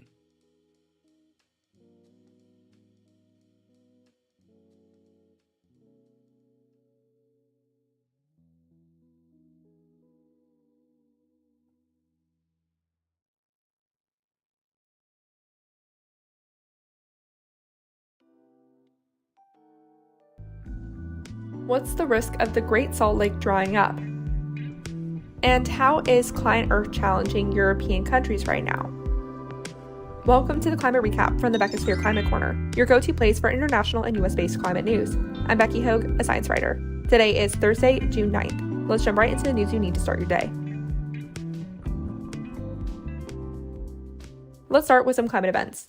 More rains are expected to continue in China, Taiwan, and Japan, with meteorologists issuing flood warnings to the region. Last week, record-breaking rainfall resulted in flooding and landslides that killed at least 15 people in China. Yikes. In Utah, the Great Salt Lake has already dried up by 2/3 compared to its levels in the 80s, and this could become a huge problem for people who live around it. Unlike most lakes, this is not due to a loss of water supply, but rather it could become poisonous. A lower water level means that the lake could sometimes contain high levels of arsenic that winds could pick up and bring to 3/4 of the Utah population. The lake drying up would also kill ski tourism, ecosystems, and magnesium and other mineral mining. This risk has been enough to scare Republican lawmaker Timothy Hawks, who says, quote, "This is not just fear-mongering, this could actually happen." Last summer, the Great Salt Lake hit its lowest level on record. Now on to a climate study. One of the main reasons why people don't like wind farms is because they think having one installed near them would decrease their property's value. This belief is particularly common in the rural US, where wind farms are most likely to be set up. And it has resulted in communities protesting projects away, slowing the clean energy transition. Research on this topic shows that there's no evidence to suggest that property values went down when wind farms were added. And now a new study published in the journal Energy Policy found that wind farms specifically in the rural US provide jobs to the area and income for local landlords. It also increased the demand for local goods and services in the area, and there's even evidence that the increase in property taxes being paid as a result of these installations in rural areas leads to benefits such as increased school spending by local governments. The study observed almost 3,000 U.S. counties from 1995 to 2018, of which 465 installed wind turbines during that time. The study found that counties that built wind turbines saw an average increase in per capita income of 5% and a per capita gross GDP of 6.5% relative to average trends seen by counties without wind turbines. They also found a 2.6% increase in local property values compared to houses not near turbines. Generally, these value increases happened over the span of 8 years after the turbine was built. Areas were also more positively impacted the greater the wind farm was. The GDP boost was 3 times higher in rural areas than in urban settings. Wow. Time for some climate victories. India loosened rules so now energy users can access other energy sources outside local distributors for fewer surcharges. The government also made the approval process quicker, and now transitions can be made for as little as 100 kilowatts, where the option was previously only allowed for customers looking for 1 megawatt or more. This could encourage larger power users to switch away from coal faster, as more companies seek clean energy to reach their own sustainability goals. Maybe this will encourage the larger power producers to switch faster to clean energy to supply that demand. Currently, 70% of India's power supply runs on coal. Yikes. In Europe, the law firm Client Earth is getting creative at challenging the EU's support for gas pipelines. It's using a new legal option called an internal review, which was opened up to environmental defenders in October 2021. It allows groups or individuals to challenge the EU on decisions that break the climate law it created in June 2021. This new legal avenue was created by Client Earth's long legal battle. So now the firm is using it to make the EU question its decision to put fossil gas on the list of projects of common interest with clean energy sources. Funding is encouraged to go towards PCI energy sources. Here's how Client Earth plans to lay out its case. 1. Including gas in the PCI category is inconsistent with reaching EU emissions targets set out by the law. 2. The EU must conduct more accurate emissions cost-benefit analysis because the EU didn't include methane in its assessment. Methane is 82 times a more potent greenhouse gas than CO2 for the first 20 years they're in the atmosphere. The EU plans to quit emitting methane by 2035. 3. Investing in gas infrastructure locks the EU into emitting for longer, which is hypocritical to EU's politicians constantly saying they want to get off gas. Right. The EU has a goal of getting off gas by 2050. The European Commission has 22 weeks to reply to Client Earth's legal challenge. Meanwhile, Germany introduced a new bill to accelerate wind power expansion. Germany plans to have 80% of its energy supply come from clean energy by 2030, with the goal of increasing its onshore wind capacity by 115 gigawatts, which is about equivalent to installing 38 nuclear plants. Right now, only 0.8% of German land is designated for wind turbines, and only 0.5% is actually being used. The new draft legislation would get that number up to 2%, requiring a certain amount of land in each state to be used for wind farms. Previously, Germany was trying to get the states to do this voluntarily, but it hasn't worked. While the legislation would make it mandatory, states could trade allocations where one state exceeds and another falls a bit short. Now back to Client Earth, which represented a case by the environmental charity Friends of the Earth and the legal campaign group Good Law Project against the UK government today in High Court. The groups are claiming the UK's current net zero strategy is irresponsible and unlawful by omitting vital details and not being properly followed. This is the first time the UK is being legally challenged for its net zero strategy, which was made official in October. The strategy calls for the UK to fully drop emissions compared to 1990 levels by 2050. I have a few headlines that fit in a gray space for me. Like, they're not climate victories or fails. The first one is the EU Parliament voted on several key climate proposals for a larger law today, ending in mixed and surprising results. They voted against reforming the carbon market, something many thought they'd pass. This shows that there's more division in the Parliament than previously thought. The Green and Socialist lawmakers rejected amendments that conservatives wanted to make to the market, amendments conservatives used to make the plan less ambitious. This postpones voting on two related climate proposals, and so it set back the timeline for the climate law, which lawmakers want to be finalized by the end of this year to go into effect in 2023. The Parliament did vote to ban new fossil fuel cars from being sold in the EU starting in 2035. Passenger vehicle emissions currently account for 12% of EU emissions and about half of EU's transportation emissions. In the US, the UK-based oil giant Shell announced it would offer better access to renewable energy to Texans on Tuesday. It will also give electric vehicles free charging at night when electricity demand is lower. Shell plans to expand its services to other eastern and southern states soon, too. This is one of several examples of European oil companies like BP and Total Energies moving faster on clean energy than American oil companies like Chevron and ExxonMobil. While the share in clean energy in European oil companies' portfolios is still quite small, it's there and slowly growing. US companies haven't budged much past looking into biofuels and carbon capture technology. Now, that being said, all fossil fuel companies have lied to the public about climate change for decades before it was public knowledge, and all of them have scored record profits on the Russian-Ukrainian war. True and true. Damn. And all of them have consistently greenwashed themselves. This is also true. is why fossil fuel companies adding more clean energy to their portfolios, short of 100% switching to clean energy, will always be a gray space for me and never fully a climate victory. Yeah, and not only that, acknowledging the fact that these fossil fuel companies have lied, are continuing to lie to the public, this could just be another PR stunt. Oh, look, we did like a little thing here and there. Yay, go us. Now on to some climate fails. Yesterday, I talked about how Australia's new Prime Minister wants all of Australia's coal mines to open to help tackle the energy crisis. This was an ethical U-turn from how the administration presented itself during the election. Well, now the think tank Ember reports that emissions produced by Australia's coal mines could be twice as high as official figures show. Ember simply compared the Australian's government figures with the International Energy Agency's coal mine emissions figures. The EIA had recently upped its estimate for how much methane Australia's coal mines emit by 59% after reviewing satellite data of the Bowen Basin in Queensland. This new information makes all of Australia's coal mines going online more harmful to the climate than all cars currently driving on the country's roads. Not only does this new information make Prime Minister Albanese's latest announcement particularly bad, but the study also points out that the coal plant's methane emissions could harm trade relationships with countries like Japan and South Korea.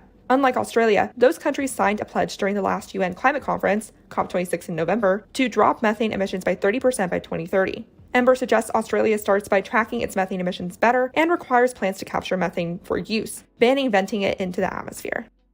In the US, Biden's getting backlash from solar panel makers on his new domestic solar plan that involves removing all solar tariffs for 2 years and helping the domestic manufacturing sector ramp up. The problem is Biden has limited access to funds to actually help restart the industry. He has less than $500 million to split between this issue and other issues like alleviating the baby formula crisis and buying military drones. Basically, What? I guess on the top of list that we need to be focusing on is military drones.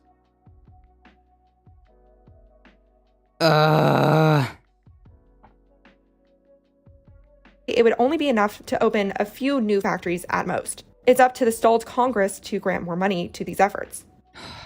And today we'll end with a chemical news story. Colorado became the first state to ban PFAS in fracking fluids. PFAS, or forever chemicals, are literally everywhere, from nonstick pans to waterproof jackets to firefighting foam. They get into our waterways and have been linked to a host of health To our problems, blood. including cancer, liver problems, infertility, and an increased risk of asthma and thyroid disease.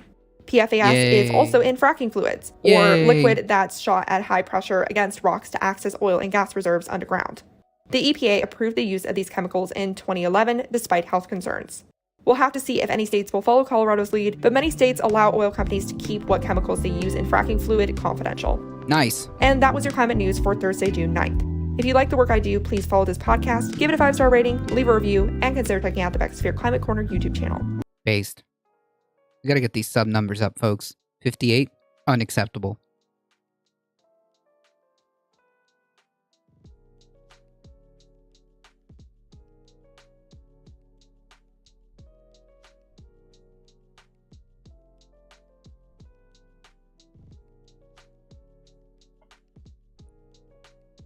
Unacceptable. Folks, we've got one. I think we've got time for one more story.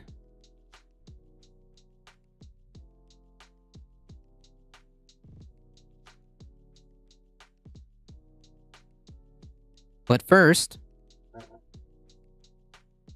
we need to introduce and talk about this month's sponsor, which you have seen in the chat there, the chat command, Factor.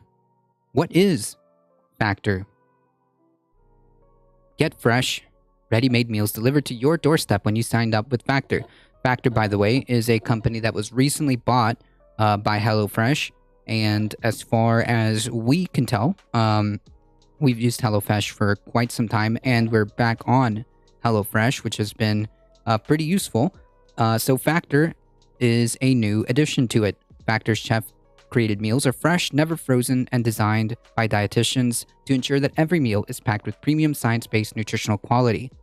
They offer seafood, veggie, and meat options, along with keto, calorie smart, chef's favorite, vegan, and vegetarian, which is pretty based. So if you guys go to the link and type in exclamation point code Factor SE1962 for $120 off. Look at that. Easy peasy, and you get to support the channel. Factor saves times and alleviates stress. No prep, no mess. How about that? Your mic became very quiet. Or my sound is out of whack. It could very well be me. I don't know. Maybe. Let me know.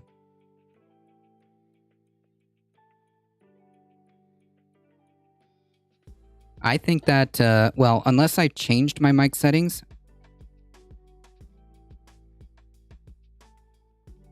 No, I think it's fine. No press, please. No prep, no mess, okay?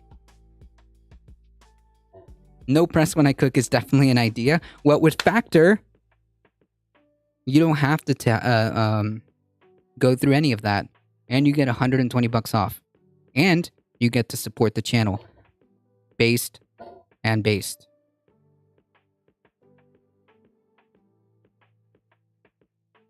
I think the exclamation mark is Factor. There we go. Yeah.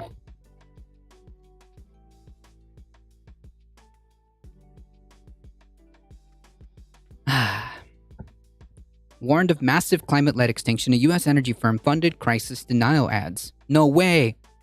Really? Who told you the Earth was warming? Chicken Little? This was a 90s ad, right? 90s or 80s ad? Chicken Little's hysteria about the sky falling was based on the fact that it got blown out of proportion. It's the same with global warming. There's no hard evidence it is occurring. In fact, evidence that that the Earth is warming is weak. Proof that carbon dioxide has been the primary cause is non-existent.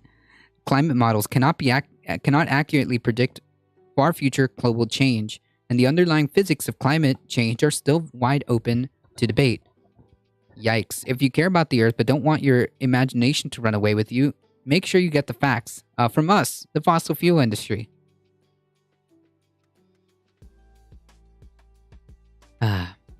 Hey, whoa, get back here. Okay. In 1980, a report circulated to a division of one of the biggest coal-burning utilities in the U.S. that warned that fossil fuel combustion was rapidly warming the atmosphere, and this is 1980, by the way, and could cause a massive extinction of plant and animal species, along with 5 to 6 meter rise in sea levels. Several years later, an official at the utility co-chaired a conference where scientific researchers fretted that as we continue to exploit the vast deposits of fossil fuels, it could cause disruptive climate changes. Not only did Southern Company fail to adjust its business model towards cleaner energy sources, it began paying for print advertisements saying that climate change wasn't real. Who told you the Earth was warming? Asked one ad from 91. I believe that's the ad up there. Years after receiving multiple credible warnings about atmospheric damage caused by reliance on burning of fossil fuels, Southern Company paid over $62 million to organizations with a long record of spreading disinformation about climate change. A report released today by a fossil fuel watchdog called the Energy and Policy Institute has found Southern has now become the third largest greenhouse gas polluter in the U.S. due to its fleet of coal and gas-burning power plants, and until relatively recently was still denying the science behind global temperature rise. Quote, do you think it's proven that CO2 is the primary climate control knob? A Southern Company CEO, Tom Fanning, was asked on CNBC in 2017. To which he replied, no, certainly not. Certainly not. Nice. Good meme. Awesome. This is the idea that the private sector should be anywhere near this. I mean, in 2017, to say that CO2, that anthropogenic burning of fossil fuels that primarily emit CO2, among other greenhouse gases, but primarily CO2, and it has nothing to do with the fossil fuel industry, is just complete delusions. It's completely delusional and divorced from reality. In 2017,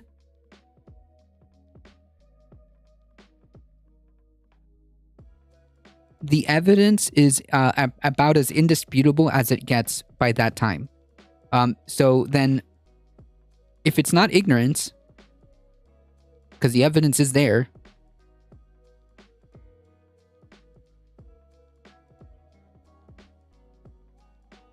if it's not ignorance because the evidence is it was very clear at 2017, yeah, we knew.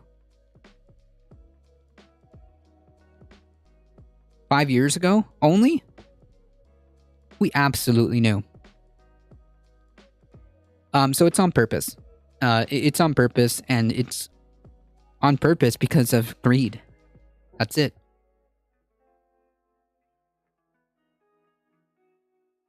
In response to a request for comment from The Guardian, spokesperson Schuler Beeman said Southern Company is committed to reducing our greenhouse gas emissions and providing the customers and communities that we serve a clean energy future. No.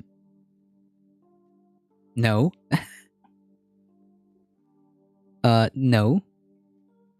You're not. We always have engaged with regulators. I bet. I bet we've always engaged with regulators, stakeholders, and legislators in the interest of our customers and shareholders. Oh, I believe that. I believe that 100%. 100%. And by engaging with regulators, legislators, and all that, they mean lobbying for their interests. Oh, it's like Skylar. Okay, gotcha.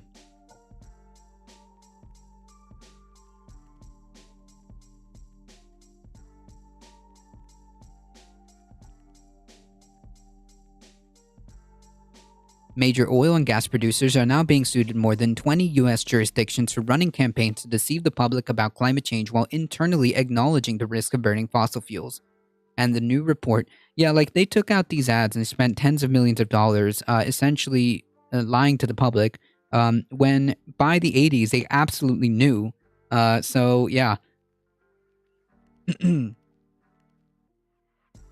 the new report suggests that coal-burning electric utilities like Southern Company, which were also warned about climate change for decades, could be sued next.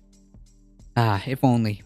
If only there was, legitimate accountability. I mean, at this point, like I said, I would be comfortable with advocating for just nationalizing this in the purview of national security. The Georgia-based utility has made multi-million-dollar payments between 1993 and 2004, according to the Energy and Policy Institute analysis of corporate filings. It was a crucial period when aggressive U.S. action to combat climate crisis could have potentially made the emergency less intense than it is now. Watchdog researchers found that the electric utility paid more than $20 million alone to the Edison Electric Institute, a trade group that in 1991 helped create one of the first ever media campaigns designed to directly attack proponents of global warming. Nice.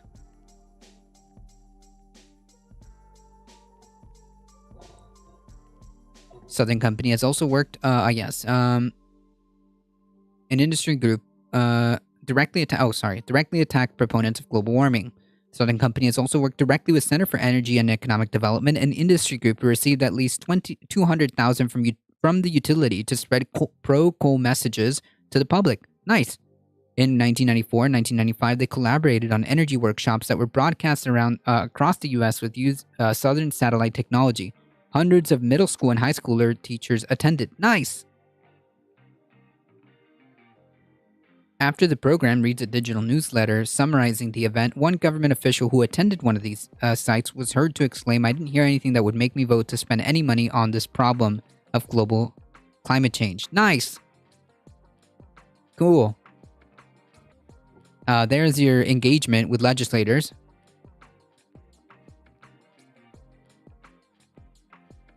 There's your engagement with regulators and legislators.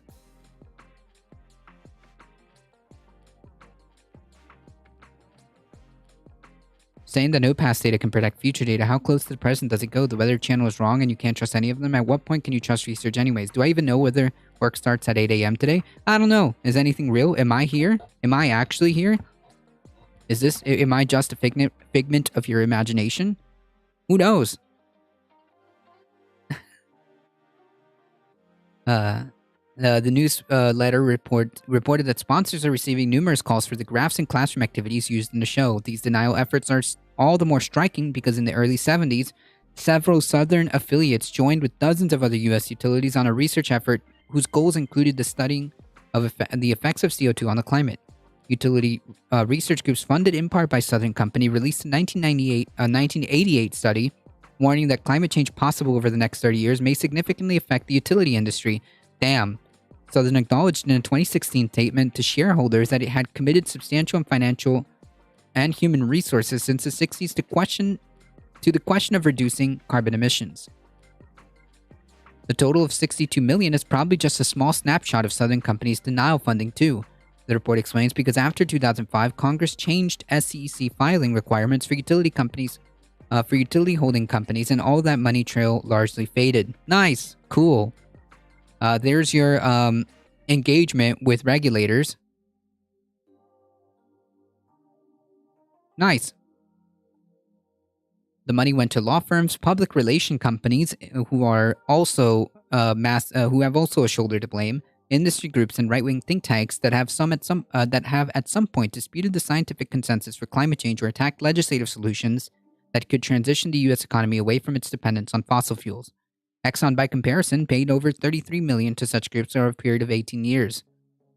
The Southern Company's CEO, Tom Fanning, who has changed tack on fossil fuels, he said earlier this year that it's very clear our future is embedded with renewables. Yeah, fuck you.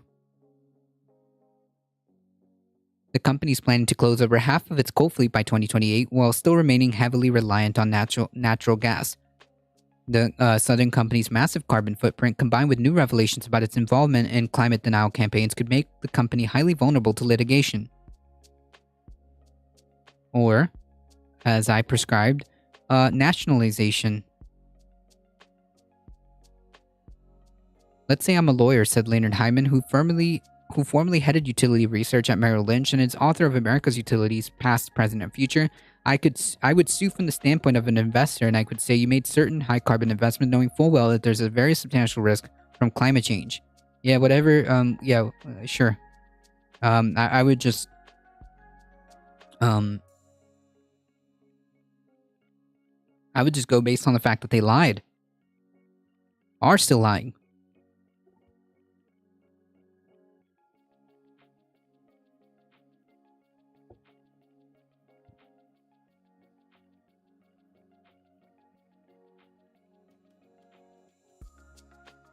Knowing this information from the 80s, and still continuing down that path, clearly, and lying to investors or obfuscating that data,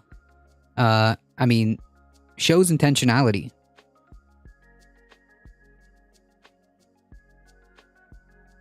And that is a problem when you have profit driving when you have the sole driver being profit. You just don't care. You can't care.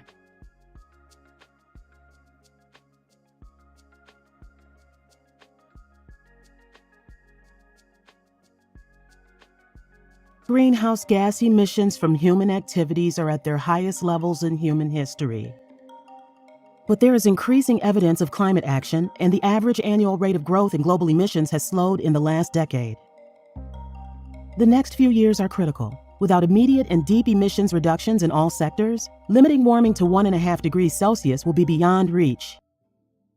That includes the animal agriculture. The IPCC's latest report on climate change mitigation shows that there are options available in every sector that can at least halve emissions by 2030.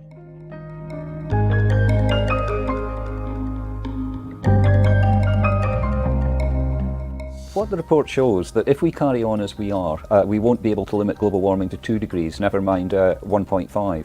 But we do find signs of progress. I mean, half the world's emissions are now covered by climate laws and policies, and we're seeing the falling cost of renewable energy and big take-ups. It is beginning to make a difference. So if we look over all the sectors that we cover in the report, we can find options everywhere for reducing emissions, both by technology and by behavioural change. And when you add it all... Sure, we have options.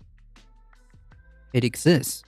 The question is, how fast can we deploy this, and are we willing to take an aggressive stance on this to actually make it?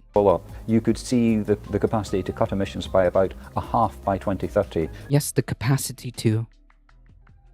Yes.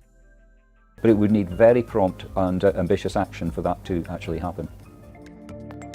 Exactly. The energy sector accounts for about 1/3 of all emissions. An increasing range of policies and laws have enhanced energy efficiency. And since 2010, there have been sustained decreases in cost with reductions of 85% for solar energy and batteries and 55% for wind power.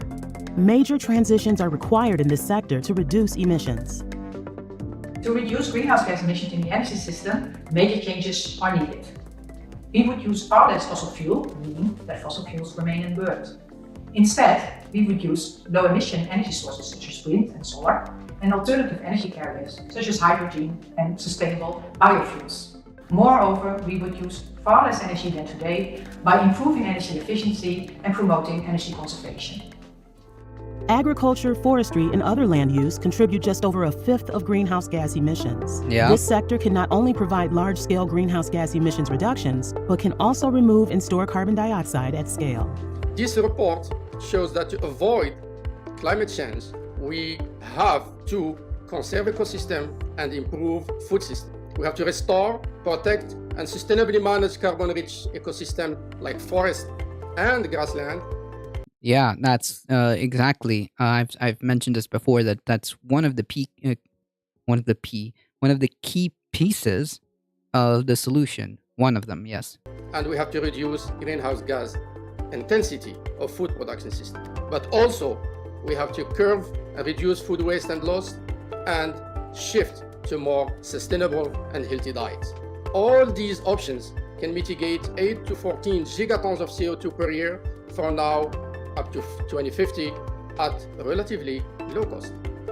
This is the first IPCC assessment to include a chapter on demand services and social aspects of mitigation, looking at how a combination of effective policies, improved infrastructure and technologies leading to behavioral change has the potential to enable emissions reductions.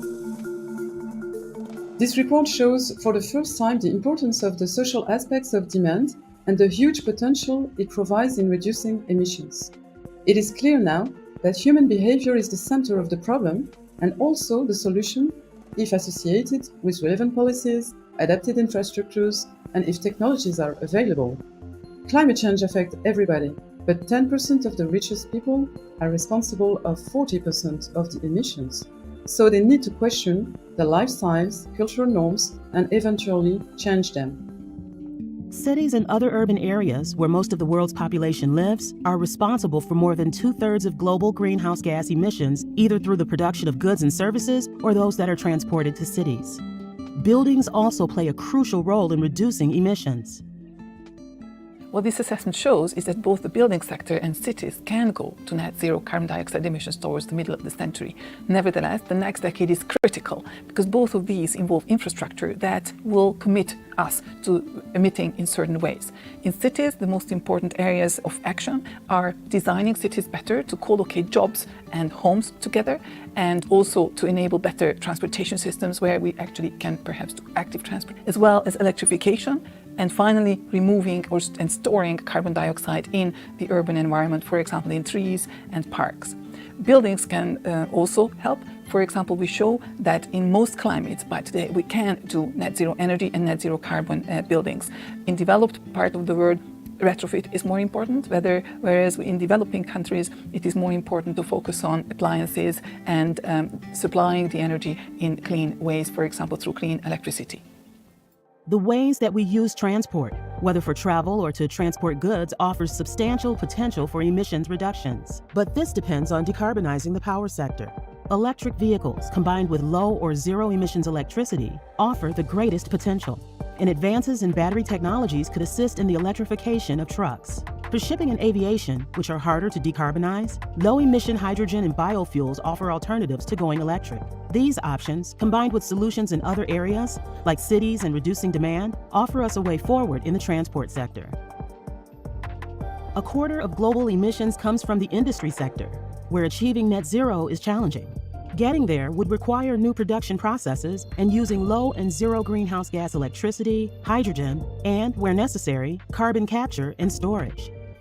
産業部門は2000年以降他のどの部門の排出量よりも急速に増加してきていて、間接的な排出量、つまり発電や熱を作る時の排出量などまで含めると全排出量の 34% という主要な排出源です。社会の中で利用している製品の量は1人当たりで見ると一部の先進国では頭打ちになってきましたが、世界的に見ると増えています。産業による生産は今後も増え、排出も増えてしまう可能性があるということです。いかにその排出量を減らすかですが、省エネやエネルギー効率向上は引き続きとても重要ですし、材料の効率的な利用、製品のリユースやリサイクル、あるいは電化や水素の利用、インフラの整備など多岐にわたる努力が必要です。ゼロ排出にする技術は確かに存在していますが、5年から15年の集中的な技術革新、商業化、そして新たな産業発展の政策が必要です。技術開発だけではなく、その新しい社会に合わせた新しい材料の需要、その市場の開発、ガバナンス、あるいは再エネという新しいエネルギー地政学から来る新しいバリューチェーンもあるでしょう。新しい世の中に合わせた新しい産業の構造が必要なのです。Limiting global temperature rise to 1.5 degrees Celsius. Howdy. I'm very jealous of you. You get to live in the best state with the best leader.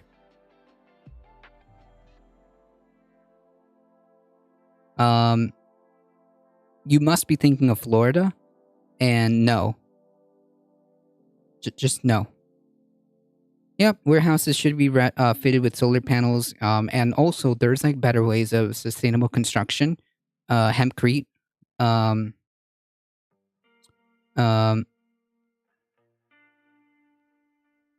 hempcrete could also be a sustainable way instead of like concrete. I mean, like there's definitely improvements that we can make in the construction industry. Not be possible without carbon dioxide removal. Carbon dioxide removal approach can be either natural solution as sequestering and storing carbon on land and ocean, as well as technologies that pull CO2 directly out of the atmosphere. Carbon dioxide removal can counterbalance hard to eliminate emission from aviation and industrial processes. In the long term, scaling up carbon dioxide removal could reverse global warming. However, still investment and research are needed. The next few years will be critical, but there are ways to improve our chances of success. With regard to finance, there is a considerable gap between the requirements to respond to climate change and the existing financial flows. Current financial flows are a factor of 3 to 6 lower than the requirements by the year 2030 to limit warming to 1.5 degrees Celsius or 2 degrees Celsius. And this is a signal both for governments and also for the international community with regard to the need to close this gap, which is wider in the case of the... Just saw an announcement that a university just developed new concrete that doesn't emit CO2 based.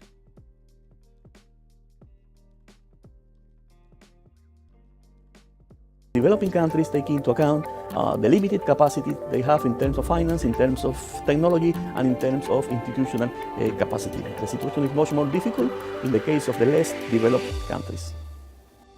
Accelerated climate action is critical to sustainable development. True. Climate change increasingly threatens the health and livelihoods of people around the globe and the health of our planet. In all countries, actions to limit global warming that result in wider benefits to society can increase the pace, depth, and breadth of emissions reductions. In this report, we show how mitigation goes hand in hand with achieving many of the Sustainable Development Goals.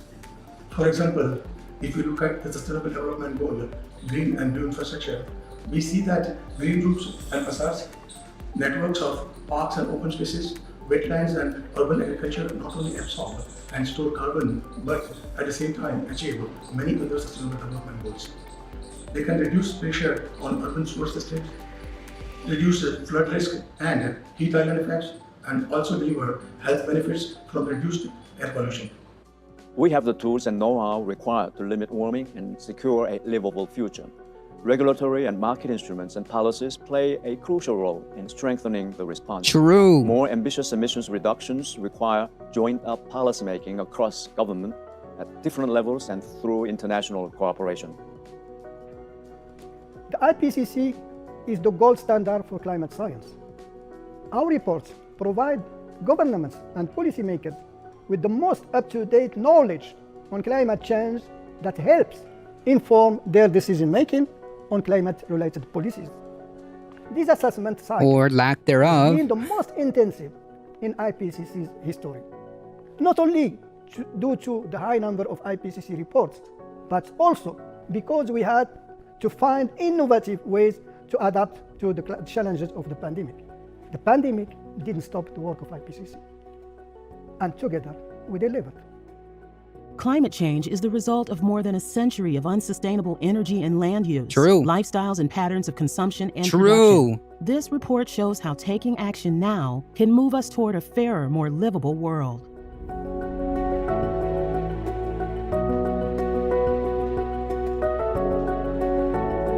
True.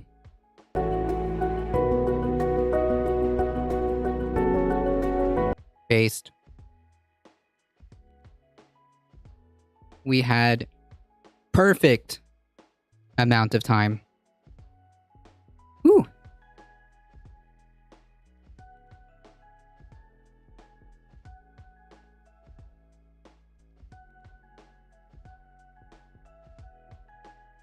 We had the perfect amount of time. All right, folks. Unfortunately, that is all the time I have today. Folks, today is June 9th. So at 8 p.m. Eastern Time, check on the YouTubes or news or wherever it is. There should be the live public hearings of the January 6th committee findings. So make sure to check that out. 8 p.m. Eastern Time. There might be some folks covering it on Twitch. Search around. IRI usually does it. So yeah, if you want to check that out or go on the YouTubes, I'm pretty sure they're going to air it there. It is incredibly important to pay attention to that. Also, before we go, make sure you hit that follow button. You get 5 free emotes. And head on over to our YouTubes. Hit that big red subscribe button. It does help us out. Spread the word far and wide that this is the chill space to be for politics, Monday through Thursday, 9 a.m. Eastern Time. Join us for Saturday, Catterdays around noon Eastern Time. And also consider checking out this month's sponsor, !Factor for $120 off. Click the link, do the thing. As always, folks, please stay safe. Please take care of each other. I love you all, and I hope to see you guys in the next one. See ya. Thanks, spread it forward. Appreciate it.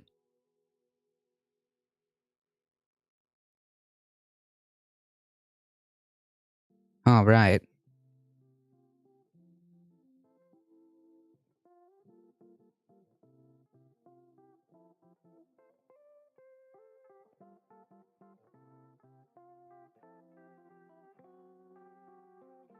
Based.